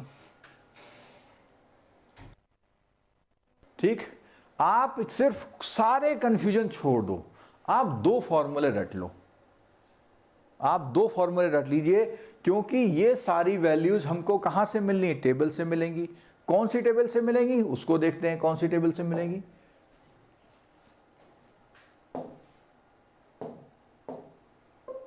आप देखिए ये कहां से मिली, देखिए वैल्यू एक्स स्क्वायर की वैल्यू कहां से मिल रही है, एक्स स्क्वायर की वैल्यू 31940 कहां से मिल रही है, ये देखिए यहां से मिल रही है, ये वैल्यू दिख रही है आपको, ठीक है, एक्स स्क्वायर की वैल्यू मिल रही है। और कौन सी वैल्यू है, दूसरी वैल्यू एक्स बार का स्क्वायर, तो एक्स बार का स्क्वायर कहां पर है, यहां दिया हुआ है एक्स बार का स्क्वायर, ठीक है। और y बार की वैल्यू कहां से मिल रही है, उसी टेबल से। तो ये सारी वैल्यू कहां से उठा रखी है इन्होंने, सारी वैल्यू वहीं से उठा रखी है, ठीक है। और इस वैल्यू को जब हम सॉल्व कर रहे हैं, इस वैल्यू को सॉल्व कर रहे हैं, तो हमारा जो ये b वाला फॉर्मूला था उसी में हम इसका यूज कर रहे हैं। क्या यूज कर रहे हैं, देखिए ये यूज कर रहे हैं। कैसे यूज कर रहे हैं कि इसमें जो ऊपर वाला पोर्शन है, इसमें ऊपर वाला पोर्शन सेम वही है जो हमारा आर वाले फॉर्मूले में था। तो जब उन्होंने आर निकाला था तो आर में जो ऊपर वाला यूज किया था सेम वही किया था यूज, ठीक है। सेम देखो वही चीज यूज कर रखी है, ठीक है। अब सिग्मा एक्स स्क्वायर, ये सिग्मा एक्स स्क्वायर कैसे आया था, उसका फॉर्मूला भी है, उसका 19.84 वैल्यू आई थी। तो यहां मैं कैलकुलेशन में बिल्कुल भी टाइम नहीं लगाऊंगा, सिर्फ आपको ये बता रहा हूं कि आप बी उस फॉर्मूले से निकाल लीजिए कितना। तो हम अगर आप चाहें तो मैं करवा भी दे सकता हूं, अगर आप चाह रहे हैं तो मैं आपको करवा भी देता हूं। चलो चलिए करते हैं, चलो इसको। यहां पर क्या है 1/n 7 है, ठीक है, और माइनस एक्स बार और वाई बार। तो क्या है देखो, एक्स बार वाई बार की वैल्यू, एक्स बार की वैल्यू है हमारी 64.57 इंटू माइनस, और वाई बार की वैल्यू कितनी है 61 है वाई बार की वैल्यू। ये वैल्यू यहां से आ रही है,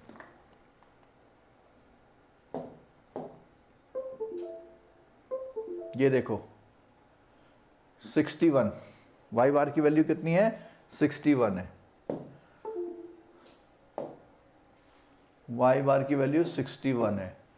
और अपॉन, ठीक है, अपॉन में क्या है 1/n into sigma x square minus x bar का स्क्वायर, तो 64.57 का स्क्वायर, ठीक है। अब यहां क्या रह गया हमारा, केवल हमारा रह गया है sigma x y. Sigma x y उठा लीजिए आप यहां से,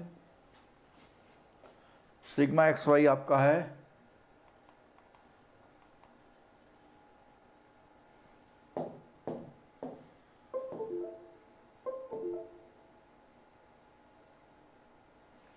31940।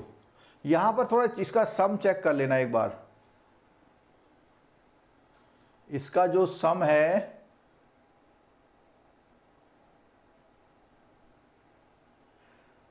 6 4 10 4 15, 6 4 10 4 15 और 6 4 10 4 14 और 6 20 और 30, 30 का 0 3 कैरी आ गया यहाँ पे, 3 6 9 3 12 और 6 12 और 6 18 20 22 27, यहाँ पे 7 आ रहा है। 55 का स्क्वायर 3025, 89 का स्क्वायर 7921, 98 का स्क्वायर 9604, 4356, 66 का स्क्वायर 435, ठीक हो गया। और इनका सम कर लिया हमने 9604, आप लोग भी चेक कर लीजिएगा। 4356 plus 9604 plus 7921 plus 3025 plus 3364 plus 1936 plus 1764। हाँ, तो ये देखो इसमें गलत है, तो आप इसको 31970 लीजिए। क्या लेंगे आप? 31970, ठीक है। और यहाँ पर एक्स वाई की वैल्यू कितनी है? 28469, कितनी है? 28469, 28469, ठीक है। इसका आप जरा एक बार वो निकाल दीजिए, इसका आप न्यूमेरिकल वैल्यू निकाल दीजिए जरा। इसकी न्यूमेरिकल वैल्यू निकाल दीजिए। 28469 डिवाइडेड बाई 7, ये आएगा यहाँ पे 4067 माइनस 64.57। जो लोग इस समय कैलकुलेटर नहीं पकड़ के बैठे हैं तो समझ लो उनके साथ एग्जाम में क्या होने वाला है। 45614 माइनस 64.57 स्क्वायर 4169.28। जरा इसका आंसर निकालिए स्क्रीन से, जल्दी से आंसर निकालिए। देखिए बिल्कुल वही चीज आ गई। और जब हम इसको डिवाइड करेंगे तो कितना आ रहा? बोल दीजिए, या इसको ऐसे बोल दिए 3 2, ठीक, इतना आ गया ना, ठीक है। जो आप पूछ रहे हैं वैशाली दुबे जी, फॉर्मूला बिल्कुल सिंपल है। आपका को रिग्रेशन का कोई क्वेश्चन आ जाए तो आपको ये वाली जो स्क्रीन है ये पूरी हेल्प करने वाली है। अब मैं इसको करता हूं, मैं फॉर्मूले को ब्लॉक में करता हूं। एक फॉर्मूला सिंपल सा ये है, एक फॉर्मूला ये है और एक फॉर्मूला ये है। ये आपका आंसर निकालता है, ये आपको हेल्प करता है ए और बी की वैल्यू निकालने में। जब हमारी बी की वैल्यू आ गई तो बी की वैल्यू हम उठा करके कहां रख देंगे? इधर रखते हैं, रखें, करते हैं। यहां पे देखिए a is equal to Y bar, Y bar हमने देखा 61, वाई बार का मतलब वाई का मीन, बी की है 0.322, ठीक है।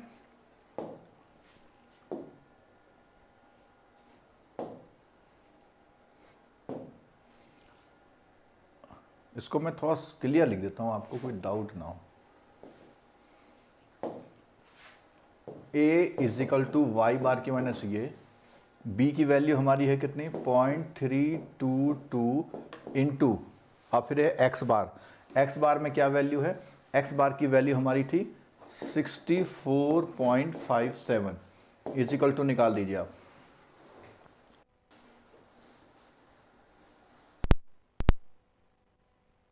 जो x की जो वैल्यू गिवन है, पूरा चार्ट टेबल जो गिवन है उसका मीन निकालना। यहां देखिए एक बार और देख लिए, डाउट लेके मत जाइए। ये देखिए इधर सिग्मा x क्या है? सारे x का समेशन, उसको डिवाइड किया नंबर ऑफ आइटम से, तो ये बना x बार। ऐसे ही y बार बना हुआ है, x का मीन, y का मीन, x y की मल्टीप्लाई, एक्स स्क्वायर का यूज। ठीक है, ठीक है। तो यहां पे आप मल्टीप्लाई करके आंसर बताइए कितना आ रहा है यहां पे। 61 माइनस 0.322 इंटू 64.57 20.79। तो ये करेंगे 61 माइनस 20.79 40.21। देखिए क्लास मत छोड़ के जाइए, पछताएंगे जब हम टॉपिक पूरा करा रहे हैं तो क्यों नहीं कर रहे। 40.21 आ गया। अब हमें आंसर निकालना है। देखिए तो ये आंसर इधर आएगा y इज इक्वल टू ए कितना आया हमारा 21।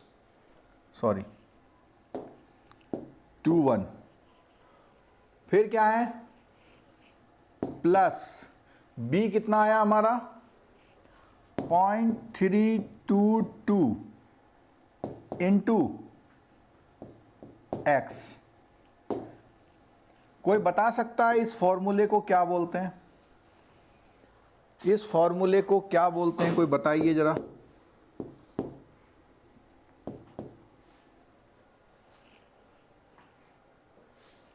ये टाइम सीरीज के क्वेश्चन करेंगे तब भी ये यूज होगा। वाई कैप, राकेश कुमार जी बिल्कुल सही आंसर दिया। ठीक है, वाई कैप का मतलब क्या है? कैप का मतलब एस्टिमेटेड वैल्यू। तो ये जो है y की जो वैल्यू एस्टिमेटेड वैल्यू है, y की एस्टिमेटेड वैल्यू को हम y कैप बोलते हैं और ओरिजिनल y की वैल्यू को y बोलते हैं। ठीक है, तो हम लोग क्या बता रहे हैं, हम लोग कह रहे हैं कि भाई ये एक ऐसा फॉर्मूला है जिससे x की कोई भी वैल्यू निकल जाएगी, जिससे x की कोई भी वैल्यू है। मैं आप निकाल के दिखाता हूं। इसका थोड़ा सा प्रैक्टिकल एस्पेक्ट पे बात कर रहे हैं। अब जरा देखिए क्या एस्पेक्ट कर रहे हैं, यहां देखिए, जरा देखिएगा, बहुत मजेदार बात बता रहे हैं हम। जरा देखिएगा, बहुत ही मजेदार बात बता रहे हैं, आपको बहुत मजा आएगा इस बात को सुन करके कि भैया ये डेटा दिया हुआ है कि जब x 55 था तो y कितना था 58, जब x 55 था तो y 58 था। ठीक है, तो x की वैल्यू मेरे लिए वो वैल्यू जो गिवन है और मैं इसमें क्वेश्चन मार्क कर देता हूं। तो x की वैल्यू 50 रख के देखते हैं जरा, x की वैल्यू 55 रख के देखते हैं। तो हमारी जो इक्वेशन है वो इक्वेशन क्या बन जाएगी, वो इक्वेशन बन जाएगी हमारे लिए इज इक्वल टू 40.21 प्लस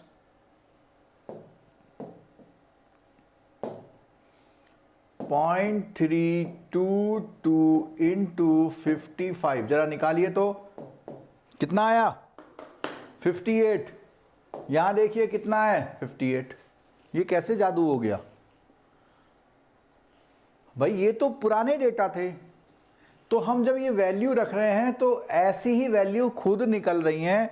अब एक बात और है, अगर सारी वैल्यू एक्यूरेट निकलती हैं तो इसका मतलब आपके डेटा बिल्कुल क्लोजली स्कैटर्ड है। अब इसके लिए तो मेरी ठीक निकल गई। जरा 98 के लिए निकाल के दिखाइए, 98 के लिए निकाल के दिखाइए। यहां पर x की वैल्यू 98 के लिए निकाल के दिखाइए जरा, x की वैल्यू 98 के लिए निकाल के दिखाइए। 40.21 y is equal to 40.21 plus 0.322 into 98। Solve करिए। ये क्लास उन लोगों के लिए नहीं है जिन्हें आधे घंटे में सिर्फ एमसीक्यू करने हैं। ये उन लोगों के लिए है जिन्हें टॉपिक समझना है। बाद में एमसीक्यू करने का बहुत मौका मिलने वाला है आपको। इतने सारे चैनल्स हैं आजकल तो।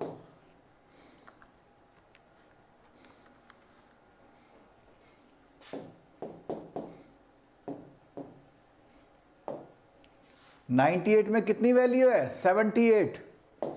98 में कितनी वैल्यू है 78। तो क्या है गिवन है और ये आपकी कैलकुलेटेड है। ठीक है। और कैलकुलेटेड को हम लोग बोलते हैं एस्टिमेटेड। क्या बोलते हैं? एस्टिमेटेड बोलते हैं। इसको मैंने वाई कैप का नाम दिया था।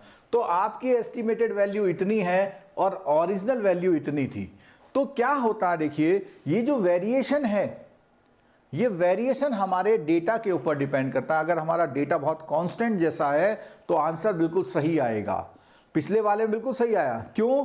क्योंकि जो हमारा ये ग्राफ होता था, ये जो डेटा है, ये डेटा अगर दूर दूर है तो इतना वेरिएशन किसी किसी में, जैसे मान लिया ये वाली वैल्यू बिल्कुल बराबर है, लेकिन ये वैल्यू थोड़ी सी दूर है, तो ये वैल्यू थोड़ी सी दूर आ गई, पिछले में वो आई। ठीक है, तो ये क्या है? हमारा रिग्रेशन है। और इस लाइन को हम लोग क्या बोलते हैं? इस लाइन को हम रिग्रेशन लाइन बोलते हैं। मैंने पूछा था क्वेश्चन, किसी ने आंसर दिया या नहीं दिया? हाँ, शालिनी ने आंसर दिया था, रिग्रेशन लाइन है। एक दो और लोगों ने दिया था, जितेंद्र कुमार जी ने भी दिया हुआ। ठीक है, क्लियर हुआ या नहीं हुआ? अगर ये क्लियर हो गया तो अब आगे बढ़ते हैं। थोड़ा सा पार्ट और रह गया बस क्लास। ये जो टॉपिक है, ये टॉपिक आपको 5 मार्क्स दे सकता है जब तक हम बैटरी बदल रहे हैं। आप इसको समझने की कोशिश करिए। अब मैंने आपको, अच्छा कोई आंसर दे सकता है कि इस टॉपिक में अभी तक हमने कितने फॉर्मूलों को डिस्कस किया? जो आपको हेल्प कर सकते हैं, जो आपको कितने ऐसे फॉर्मूले जो आपको याद कर ले तो इसके न्यूमेरिकल हम पूरा कर सकते हैं। 4, कुछ लोग बोले 3, कुछ लोग बोले 4। तो देखते हैं जरा। देखो, पहली बात तो 1 2 3, ठीक है। और अगर मैं यहीं स्क्रीन पे लिख दूं, एक फॉर्मूला हमने और किया था आर का। आर वाला फॉर्मूला केवल आपके रिलेशन को स्टैब्लिश करता है, न्यूमेरिकली करता है, आप उसे एक्सप्लेनेटरी बनाते हैं। जो ये बी वाला फॉर्मूला है, ये आपकी रिग्रेशन लाइन को बनाने के लिए यूज किया था। आप सारे कंफ्यूजन छोड़ दीजिए, इस स्क्रीन को अच्छी तरह समझ लीजिए। एक ये और एक हमारा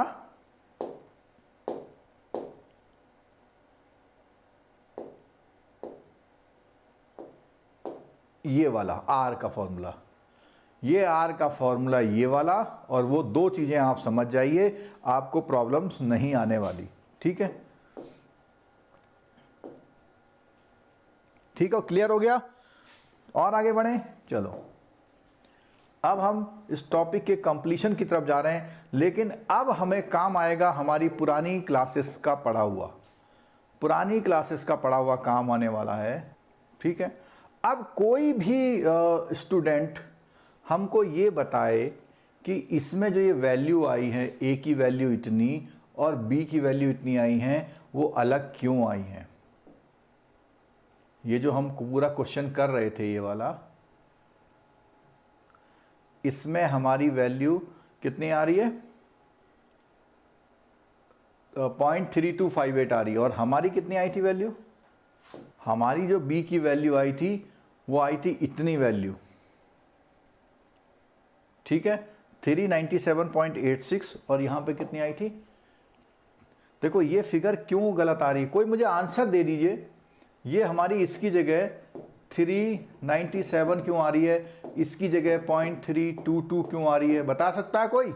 और इनका आंसर फाइनली जो आ रहा है, ए का इतना आ रहा है, और हमारा ए का कितना आ रहा है? हमारा ए का आंसर आ रहा है 40.21। नहीं विनोद जी, ये आंसर नहीं है। अरे बुक की कैलकुलेशन और हमारी कैलकुलेशन में क्यों फर्क आ रहा है? बिल्कुल सही, एक्स बार तो ठीक था राकेश कुमार जी, कुछ और गलती थी। चलो मैं दिखा देता हूं आपको क्या गलती थी। देखिए, गलती ये थी, गलती ये थी, ये थी गलती, ये गलती थी। एक्स बार नहीं, एक्स स्क्वायर का सम गलत था। तो हमने आपका बुक का, अगर हम 31940 ले रहे हैं तो सब कुछ सही चल रहा है, लेकिन एक्चुअल में तो ये है, एक्चुअल में तो ये है। ठीक है, और ये गलती होने का रीजन है 30 का डिफरेंस कैसे आ गया?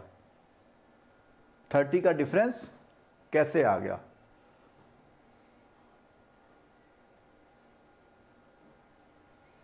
तो हमें कोई कंसर्न नहीं है, आपकी बुक में क्वेश्चन दिया हुआ है, हमने अपनी वैल्यू दी है, उन्होंने अपनी वैल्यू दी है। और अब जरा एक बार बता दिए, मुझे जरा बहुत खुशी से ये बोल दीजिए कि हाँ सर बिल्कुल समझ में आ गया। बहुत खुशी से बोल दीजिए कि हाँ सर बिल्कुल समझ में आ गया। इनका जो y निकल के आया, इनका y आया 62।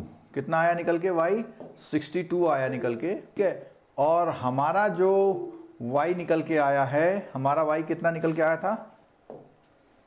हमारा y निकल के आया था 58। तो ये जो फ़र्क है, ये फ़र्क इसी कारण से हो रहा है। ये फ़र्क क्यों हो रहा है? इसीलिए फ़र्क हो रहा है क्योंकि उन्होंने जो वैल्यू ली थी वो वैल्यू और हमारी वैल्यू में क्या है? फ़र्क हो गया था। ठीक है, क्लियर हो गई बात? चलो अब देखिए, यहां पर इनकी जो रिग्रेशन लाइन है और हमारी रिग्रेशन लाइन क्या है, दोनों में लिखता हूं मैं और आपको बताना है कि कैसे अब ये आंसर निकलेगा। हमारी रिग्रेशन लाइन थी y is equal to 40.21 plus 0.332 into x, यही थी ना। ये कहते हैं कि अगर estimate y when x is equal to 35, तो क्या करोगे आप? सिंपल, x की जगह कितना करोगे? 35। और दूसरा पूछता है 90 के लिए, इंटू क्या करोगे? 90। यानी अगर आपका ये फ्रेम सही बना है, और विश्वास मानिए अगर आप प्रैक्टिस में हैं तो ये क्वेश्चन 5 मिनट में हो जाएगा। कैसे? फटाफट जो वैल्यूज हैं कैसे करेंगे? जब क्वेश्चन आपको दिया होगा तो सबसे पहले उसका x बार निकाल लेना, ठीक है, और दूसरा y बार निकाल लेना। कैसे निकलेंगे? कैलकुलेटर में ही प्लस प्लस प्लस करते जाइए और divided by number, divided by x bar y बार आ गया। फिर देख लीजिए एक बार, आपको चाहिए क्या? आपको ये चीज चाहिए, x बार y बार कैसे निकलेगा? जो टेबल दी होगी उसका 5-6 आइटम दिए होंगे, सम करके डिवाइड, सम करके डिवाइड, आपका 2 वैल्यू आ गई। और जो x और y की मल्टीप्लाई, x और y के फटाफट कागज में या जो भी स्क्रीन है वहां लिख लीजिए, उसका भी सम निकाले 3। इतनी सी कैलकुलेशन आपको करनी है और वो कैलकुलेशन यहां रख के आपको सॉल्व करना है, ठीक है। चलो, तो ये आ जाएगा ऐसे, क्लियर है?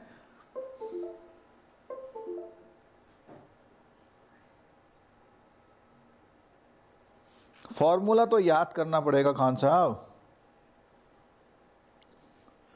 इसका जो टॉपिक है, इस टॉपिक का नाम पता, मॉड्यूल का नाम पता है क्या है?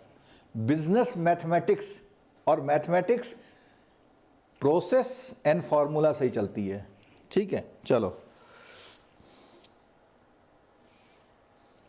चलो, आपकी स्क्रीन पर ये फॉर्मूला दिखाई दे रहा है, अब इसको समझ लीजिएगा जरा।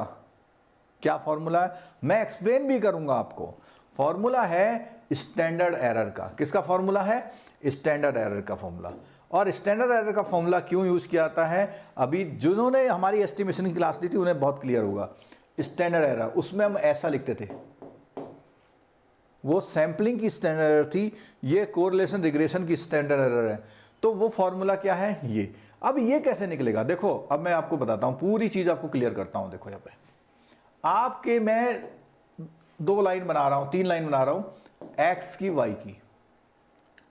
46, 78, 49, 82, 52, 93, 38, 71, 32, 60। ये मैंने एक्स वाई दे दिए।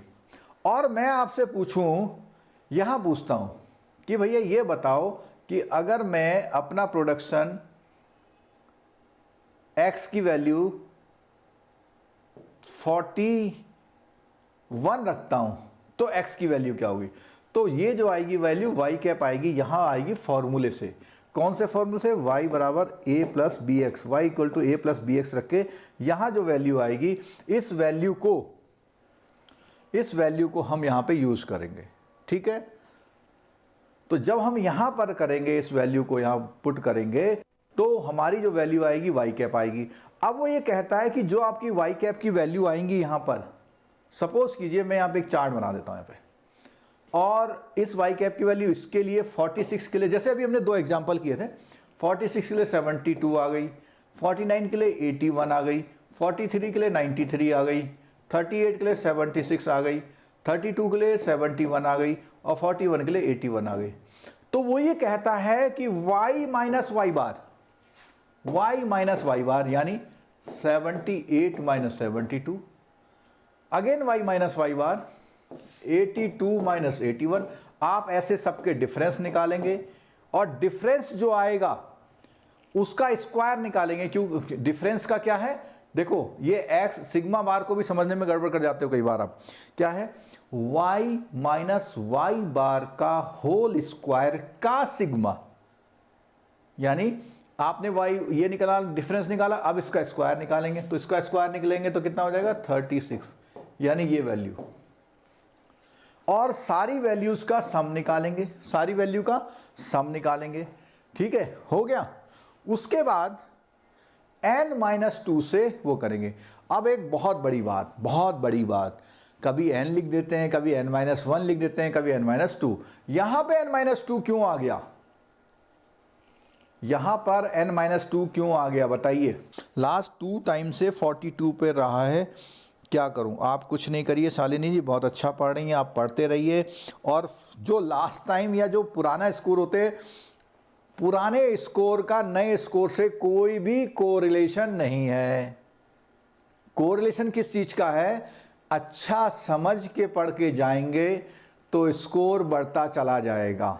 ठीक है, रट्टा मार के जाएंगे तो 42 फिर आ जाएगा। तो कोरिलेशन समझिए कि आपका बिजनेस मैथमेटिक्स है, मैथमेटिक्स समझ के जाइए। ठीक है, आपको हेल्प मिलेगी। हाँ, शालिनी सिंह से देखो बिल्कुल सही आंसर दिया कि इस बार जो है कि यहाँ जो ये डिफरेंस है, यहाँ डिफरेंस जो है 2 वेरिएबल पे हमारी कैलकुलेशन चल रही है।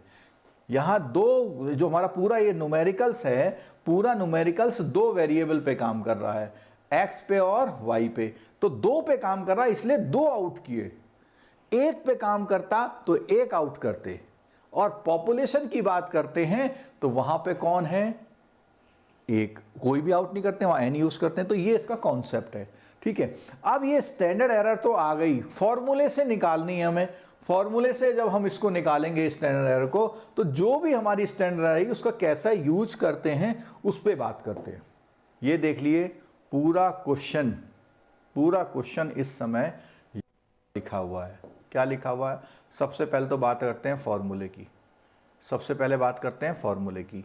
तो फॉर्मूले में अब एक प्रॉब्लम आती है। अभी हम आपको थोड़ी देर पहले ये बताए थे y माइनस वाई बार करिए, तो क्या होता है उससे थोड़ा सा लंबा हो जा रहा है। उन्होंने एक और तरीका निकाल दिया छोटा करने का। वो क्या तरीका है? वो ये है तरीका। ये क्या है? SE का फॉर्मूला क्या लिखा उन्होंने? SE is equal to sigma y square minus a sigma y minus b sigma x y upon n-2 का ये। ठीक है, करें नीचे। ये बेसिकली इसका इधर ही से है, तो आपको कौन सा लर्न करना है? ये वाला करना है। क्यों लर्न करना है पता है? इसका प्रोसेस बहुत लंबा हो गया था, समझाने वाली बात थी, इस कॉन्सेप्ट समझा दिया था मैंने। इसका प्रोसेस लंबा हो गया तो आप इसको यूज करेंगे। कैसे इसको यूज करेंगे देखिएगा। इसको यूज करने के लिए आपको क्या करना है कि जो भी वैल्यू, देखो सिग्मा वाई स्क्वायर की वैल्यू अभी तक यूज नहीं हुई थी ना, वो जो शुरू में टेबल यूज हो रही थी, यहां यूज हो रही है। सिग्मा वाई ए तो आपका निकल गया ना।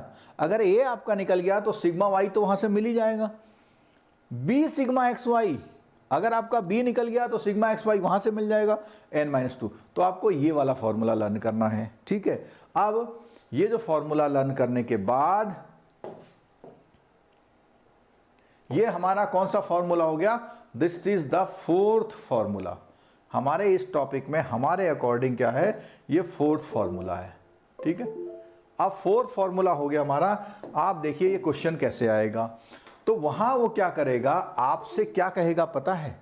आपसे कहेगा पहले तो निकलवा लेगा R, फिर निकलवा लेगा B, फिर निकलवा लेगा A, फिर निकलवा लेगा y कैप, आखिरी चीज स्टैंडर्ड एरर। क्या निकलवा लेगा? स्टैंडर्ड एरर, ऐसे 5 नंबर का जो क्वेश्चन बनेगा वो ऐसे बनेगा। तो स्टैंडर्ड एरर निकालेगा, निकालते हैं जरा हमारे साथ में। क्या बोला हुआ है उसने उस फॉर्मूले में? उसने बोला हुआ है कि सिग्मा वाई स्क्वायर। तो कोई बता सकता है सिग्मा वाई स्क्वायर ये कहां से आया? इन्होंने एक जो इक्वेशंस है उसी इक्वेशंस की वैल्यू ले ली है। आपके लिए नई टेबल हो सकती है। ए हमारा देखो, इसमें इतना आया, हमारा कितना आया था? 40.21 आया था। और सिग्मा एक्स वाई कहां से ले लिया? सिग्मा वाई कहां से लिया? यहां से।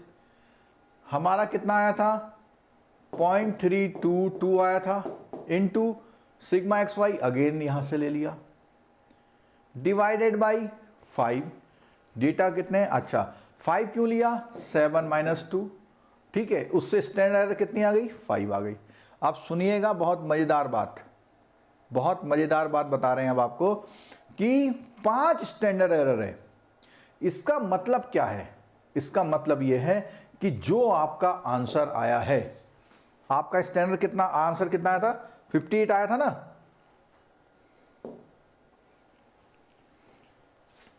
वाई कैप 58 आया, ठीक है। वो कहता है इसमें प्लस माइनस की 5 कर लो। 5 इसको बोलते हैं स्टैंडर्ड एरर, ठीक है। प्लस माइनस, इसका मतलब आपका जो आंसर है वाई कैप, आपका आंसर हो जाएगा कितना? 53 से लेकर के 63 तक, ठीक है। 58 से 63 तक हो जाएगा, जबकि पहले आप आंसर कितना बता रहे थे? 58।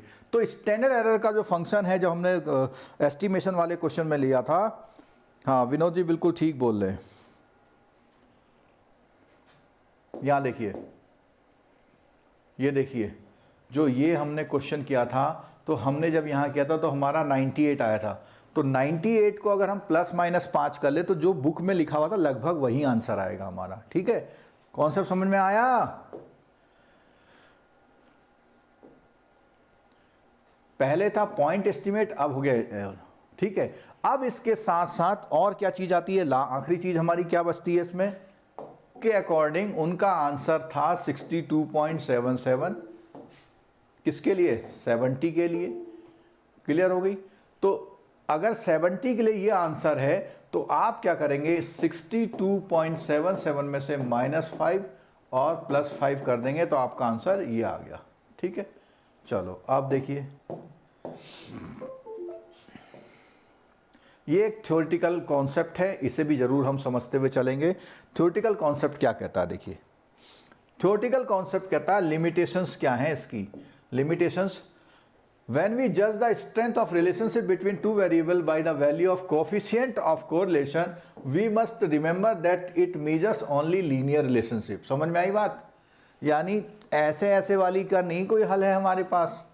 हमारे पास किसका हल है? ऐसे या ऐसे वाली का। So even though two variables have a perfect curvy linear relationship, और कई बार क्या होता है, दो जो रिलेशनशिप होती हैं उनमें भी कर्वी रिलेशनशिप होती है, ठीक है। All points scatter diagram on a circle, अब कैसे? जैसे मान लीजिए ये किया हुआ है तो या तो ऐसे आएगा या ऐसे ऐसे आएगा या ऐसे भी आ सकता है। यानी आपके जो डायग्राम के स्कैटर्ड हैं वो ऐसे ऐसे भी हो सकते हैं, ठीक है। क्लियर है बात? चलो और आगे देखते हैं। अब बोलता है सो इवन दो टू एर, तो और उसमें क्या होगा? कोरिलेशन कितनी होगी? 0 होगी। So correlation analysis should be applied only the linear relationship. Secondly, the data is obtained should be homogeneous. If the sample chosen are heterogeneous, it may give a high value of correlation coefficient even when there is no correlation. तो कह रहा है कि आप एक symmetric data पे study जब करते हैं तो ये टेक्निक अच्छी होती है, ठीक है।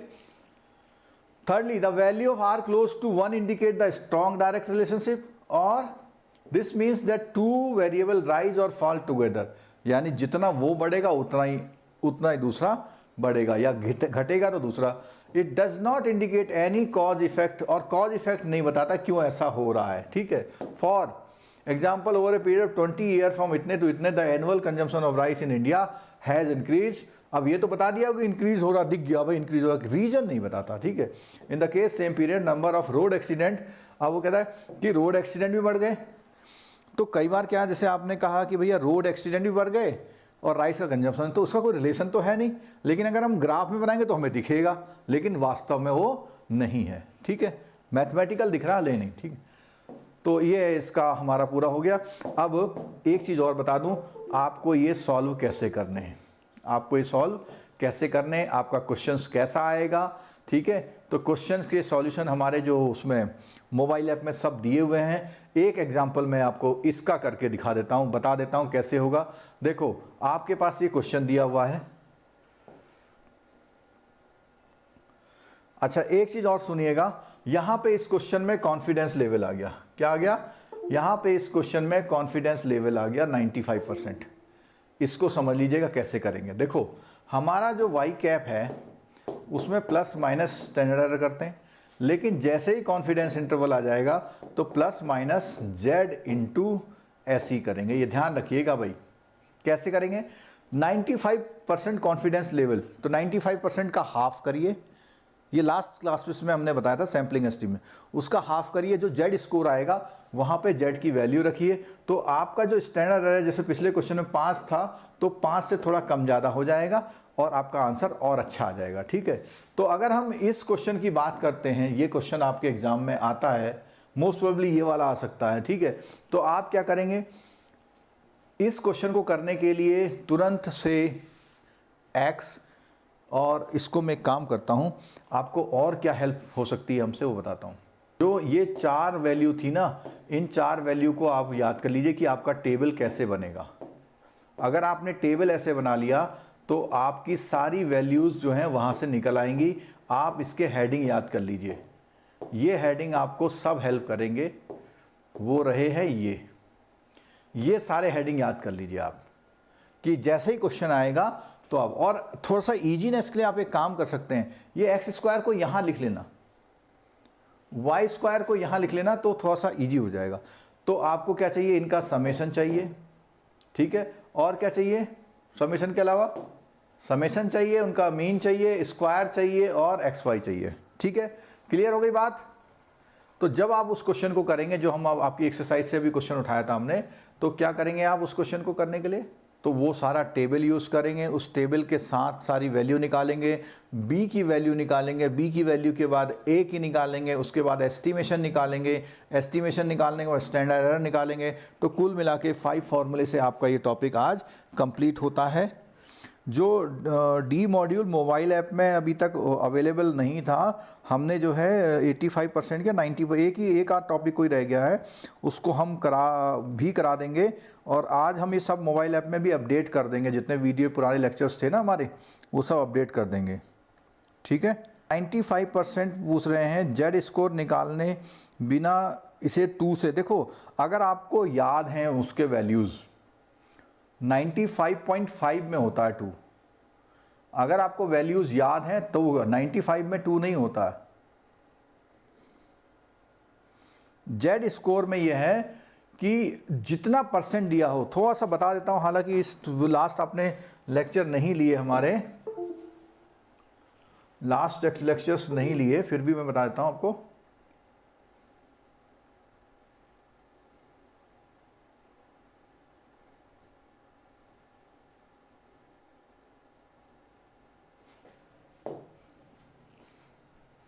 हमारा जो जेड स्कोर होता है, जो जेड की टेबल है, उसमें यहाँ पे 0.1, 0.2, 1.2 पॉइंट ऐसे करके वैल्यू होती है, यहाँ पे 0.01, 0.02 ऐसे करके वैल्यू उठाते हैं। तो अगर आपका 95% दिया हुआ तो आप डिवाइड करेंगे 2 से, 47.5 आया। इसको आप देखेंगे जहाँ पे भी आपको 0.4750 वैल्यू मिल जाएगी, उस वैल्यू को ऐसे और ऐसे देखेंगे, तो जो ये जेड स्कोर आएगा उसका यूज़ आप करेंगे, ठीक है। एस्टिमेशन वाले टॉपिक में बहुत बढ़िया हमने बता दिया था आपको, ठीक है।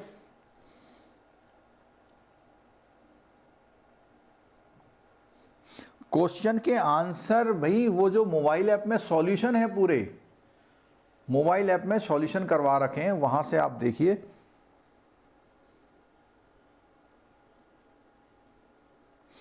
टेबल का टेबल नहीं देते हैं, लेकिन टेबल से जो वैल्यूज़ हैं जो क्वेश्चन में यूज़ होने वाली होंगी वो वैल्यू यहाँ यूज़ होंगी। ठीक है, चलिए आज के लिए हम इतना ही करते हैं। 2 घंटे की क्लास हुई है, परफेक्ट कंप्लीट करा है हमने। क्या कंप्लीट किया है?